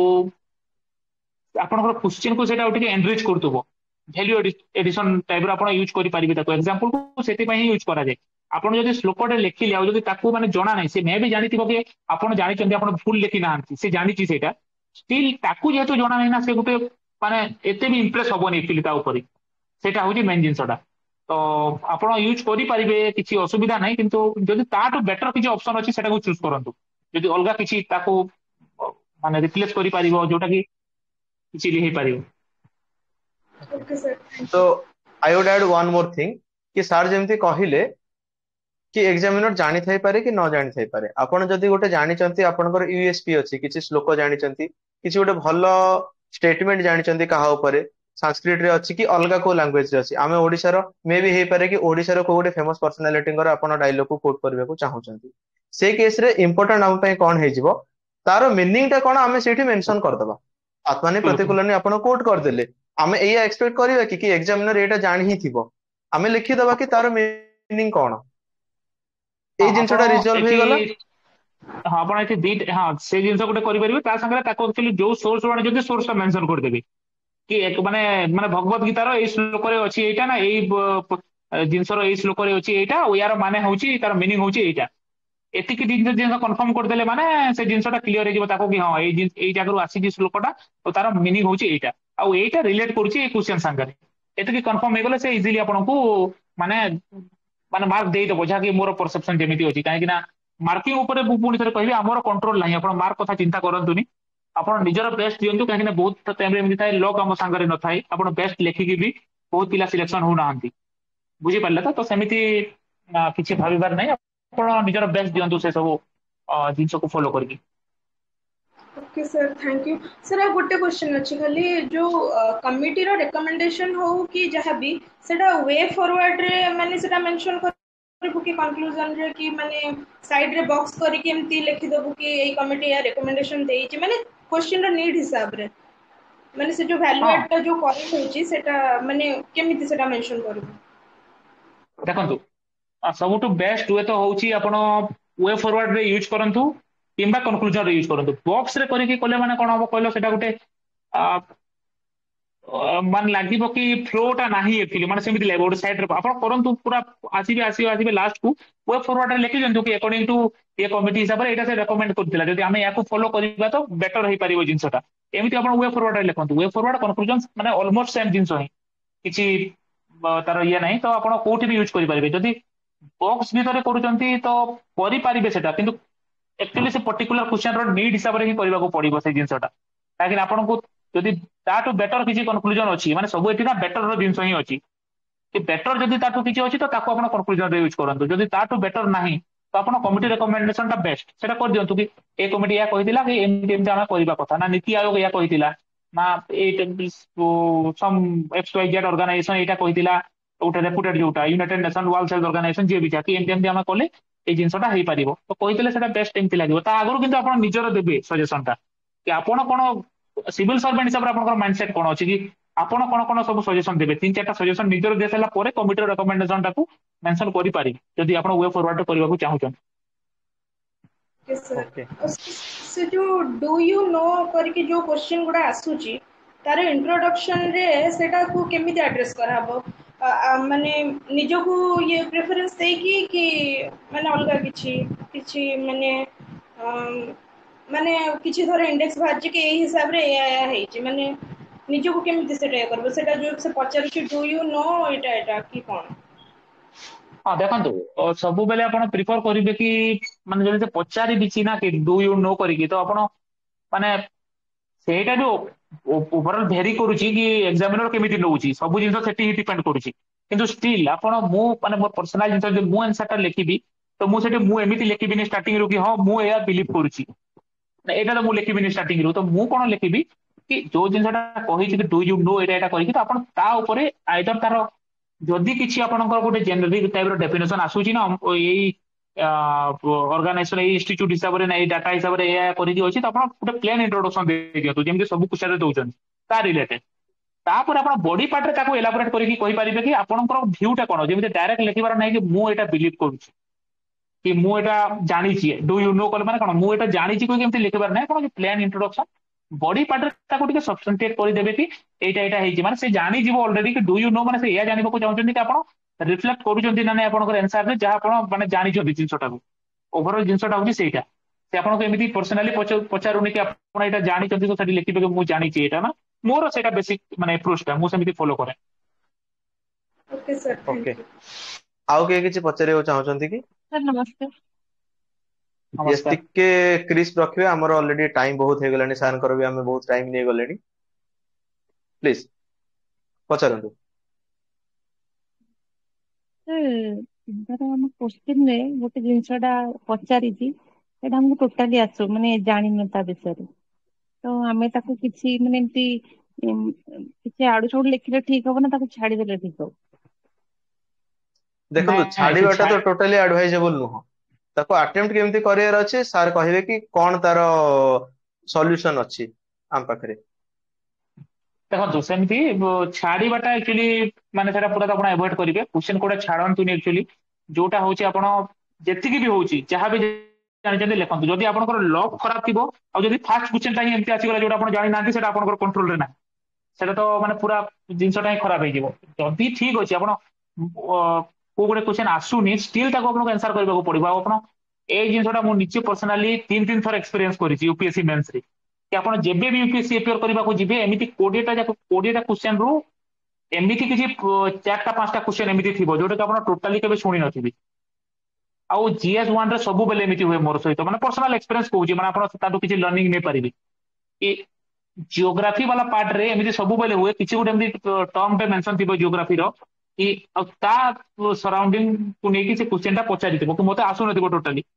बट स्टिल आपको सेठी करिवार अछि किछि ना किछि करके आपको लिखिबार अछि सेठी तो कोन करिवे आपण बाकी जहा पढिचंती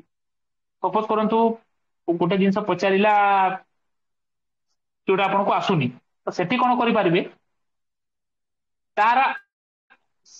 डेफिनेशन एटलीस्ट ता अराउंड किछि जदि आसुची तो ताकू एमिति लिखि परिबे जे टिके जस्ट आपको भी जानि कि तथि ठकीबार ही होची माने बुलेबार ही होची सेटा फ्रैंकली मु कहूची काहे कि जानि नांती आपण एग्जैक्ट जिंसटा कोन तो ताकू टिके जस्ट बुले कि किछि ना किछि गोटे करिके आपण ताकू सेट करिवे इंट्रोडक्शन टा डाटा फाटा किछि देबेनी जदि जानि नांती सेटा टिके आपण टिके अवॉइड करिवे डाटा किंबा को गोटे भूल रे को भी इंस्टीट्यूट को कोट करिवे आपण भाबंतुनी कि जे एग्जामिनर बसी जी ताकू जणा नाही किछि नै आजिकल समस्तक पाखरे इन्फॉर्मेशन अवेलेबल अछि गोटे क्लिक रे इन्फॉर्मेशन बाहरी जीवो तो सेई भूलटा करंतुनी जोटा जेन्युइनली जानि जंती लिखंतु डाटा एमिति न जानला वाला क्वेश्चन रे डाटा कमिटी को कोट करंतुनी गोटे नॉर्मल जेनेरिक आंसर लिखि चलंतु पूरा आपको 15-12 ही आंसर लिखिबार 3 पेज न हो किछि असुविधा नै 2 पेज रे आंसर सारी दियंतु किंतु लिखंतु छाड़ंतु क्वेश्चन को 2 पेज हे जाऊ किछि ना जेनेरिक आंसर एटा डेफिनेशन करके लिखिले त अराउंड तार आखा पाखे किछि गोटे उठे दियंतु एमिति डायग्राम करके डायमेंशन भी कवर कर देले हां एटा अछि एटा इशू होची एटा एक्जेक्टली न जानिले भी एक्जेक्टली कोन होय केते बेले जेते स्पेसिफिक क्वेश्चन टा पचारे कि एइटारे आपण जानि चंती कि जदि जानि नांती तो तार साइड को नेकी आपण सेही पैटर्न टा फॉलो करिवे बॉडी इंट्रोडक्शन बॉडी कंक्लूजन सेही डायमेंशन फॉलो करिवे बट एमती होबो कि एक्जेक्टली डाटा फाटा किछि देबेनी जेनरिक आंसर लेके चलिबे बस क्वेश्चन टा कंप्लीट कर दंतु किछि ना किछि करिके बीटिंग अराउंड द बुश आमे जोटा को सार को कहवा कथा हला कि आपन को डायरेक्ट से जिंसटा पर्टिकुलरली जाना नहीं बट तार पेरिफेरल जिंस जाना अछि माने हां माने मैक्सिमम जेतिकी पाखो को आपण जे परिबे ना जानतु माने मैक्सिमम जेतिकी कि जदि जणा नहीं तार 100% जणा नहीं आपण 90% को जानतु जदि जणा नहीं 80% को जानतु एमिति जेतिकी नियर जे कि आपण आंसर टा लिखि परिबे लिखि के आसंतु माने ब्लैंक तो छाडंतु नि किछि पेपर माने ब्लैंक जदि छाडिले आपण भाबि जंतु कि मेंस रुई आपण बाहर गले कंपटीशन सेटा गोटे जिंस माइंड रे सब बेले रखन थैंक यू सर हां आउ किछ कहबे कि जो एबे प्रज्ञा आपण जो कहले मासे दे मास आज्ञा सर एबे जो कहले आपण जो मासे दे मास इतरा में जो साथी दबा सब सिलेबस तापरे स्टार्ट करले हमर मेंस राइटिंग ठीक हबो ना एबेडू मेंस राइटिंग स्टार्ट करले ठीक रहबो नहीं नहीं माने किछि असुविधा नहीं आपण सिलेबस कंप्लीट हेबा जे वेट करंतु नि यूपीएससी रो सिलेबस केबे भी माने କାହାକୁ ଲାଗେନି କି କିଏ କେବେ ମାନେ ସାରିପାରେ ସେମିତି ଟାଇପ୍ର। ଆପଣ ଯେତିକି ନୂଆ ଜିନିଷ କରୁଥିବେ ସେତିକି ନୂଆ ଜିନିଷ ବାହାରୁଥିବ ତା ଭିତରୁ। ଆପଣଙ୍କୁ ଲାଗିବ କି ସିଲାବସ୍ ଲିମିଟେଡ୍ ଅଛି, ବଟ୍ ଯେତେବେଳେ ଆପଣ ତାକୁ କରେଣ୍ଟ ସାଙ୍ଗରେ ଆଡ୍ କରି କରି କରି କରି ଚାଲିବେ ଆପଣଙ୍କୁ ଲାଗିବ କି ସିଲାବସ୍ ସରୁନି କିଛି। ତ ସେଇଟା ମାନେ ଭୁଲ ଇଏ ଧାରଣା କି ପୁରା ସରିଲା ପରେ ହିଁ ସିଲାବସ୍ ନୋଟ୍ ପୁରା ରେଡି ହେଲା ପରେ ହିଁ ଆମେ ଆନ୍ସର ରାଇଟିଂ କରିବୁ। ଏବେ ଯଦି ଆପଣଙ୍କର ପ୍ରିଲିମ୍ସଟା କ୍ଲିୟର ହେଇଯାଉଛି ତ ଆପଣ ଏବେଠୁ ଷ୍ଟାର୍ଟ କରିଦିଅନ୍ତୁ ଆନ୍ସର ରାଇଟିଂ ମେନ୍ସ ପାଇଁ। ପୁରା ଟାଇମ ୱେଷ୍ଟ କରନ୍ତୁନି। ତା ସାଇଡ୍ ବାଇ ସାଇଡ୍ ଆପଣ କରୁଥାନ୍ତୁ, ଯାହା ବି ସିଲାବସ୍ ବାକି ରହୁଛି ତାକୁ ସାଇଡ୍ ବାଇ ସାଇଡ୍ କରିଥାନ୍ତୁ। ଦିନକୁ ଦିଅନ୍ତୁ 3 ଘଣ୍ଟା ଯାହା ବି ଦେବେ, 3 ଘଣ୍ଟା 4 ଘଣ୍ଟା ଯାହା ବି ଆପଣ ଆନ୍ସର ରାଇଟିଂକୁ ବି ଦିଅନ୍ତୁ ତାକୁ। ତ ସେମିତି ଆପଣ କରିପାରିବେ। Thank you sir. Okay everyone, ଆଉ ଆମେ ଅଲରେଡି ବହୁତ ସମୟ ନେଇଗଲେ, ସାର୍ଙ୍କର ବି ଟାଇମ ବି ହେଇଗଲାଣି। ଯଦି କିଛି ଡାଉଟ୍ସ ଅଛି ଆମକୁ ଜଣେଇଲେ ଆମେ ଆଉ ଦିନେ ଏଇ ବାବଦରେ ହିଁ କିଛି ସ୍ପେସିଫିକ ସେସନ ରଖିବା, ଆନ୍ସର ରାଇଟିଂ ଉପରେ ହେଲେ କି ଯାହା ବି ଡାଉଟ୍ ଅଛି। ଆଜି ପାଇଁ ସେସନ ଟାକୁ ଆମେ କନକ୍ଲୁଡ କରିବା। Special thanks to Sambit sir କି ଆଜି ଏତେ ଟାଇମ ବାହାର କରିକି ଆମ ସାଙ୍ଗରେ ବହୁତ ହି କ୍ୟାଜୁଆଲ ୱେରେ ସମସ୍ତଙ୍କୁ ବୁଝେଇଛନ୍ତି ନିଜର ସିନିୟର ହିସାବରେ କି ଆମେ କଣ କେମିତି କରିବା କଥା। ଆଉ ତାଙ୍କର ଜେନ୍ୟୁନ୍ ଫିଡବ୍ୟାକ୍ ଦେଇଛନ୍ତି, ଇନକ୍ଲୁଡିଂ କୋଚିଂ ର ଆମର ଦରକାର କି ନାହିଁ, ଆନ୍ସର ରାଇଟିଂ ସେ ନିଜେ କେମିତି କରିଥିଲେ, ଯୋଉ ଜାଗାରେ ସେ ପାରାଗ୍ରାଫ ୟୁଜ କରିଥିଲେ ସେ ସେଇଟା ବି କହିଲେ। ତ ୟା ଥ୍ରୁ ତ ଆମେ ଅଥେଣ୍ଟିକ ଆଉ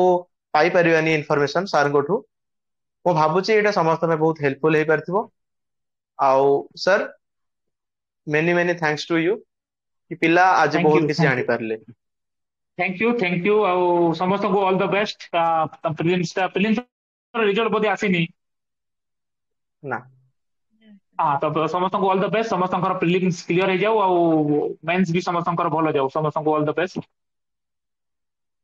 ଓକେ, ସେସନ ଏଣ୍ଡ କରିବା ଆମେ। Good night everyone. Thank you, thank you sir. Thank you thank you. Good night.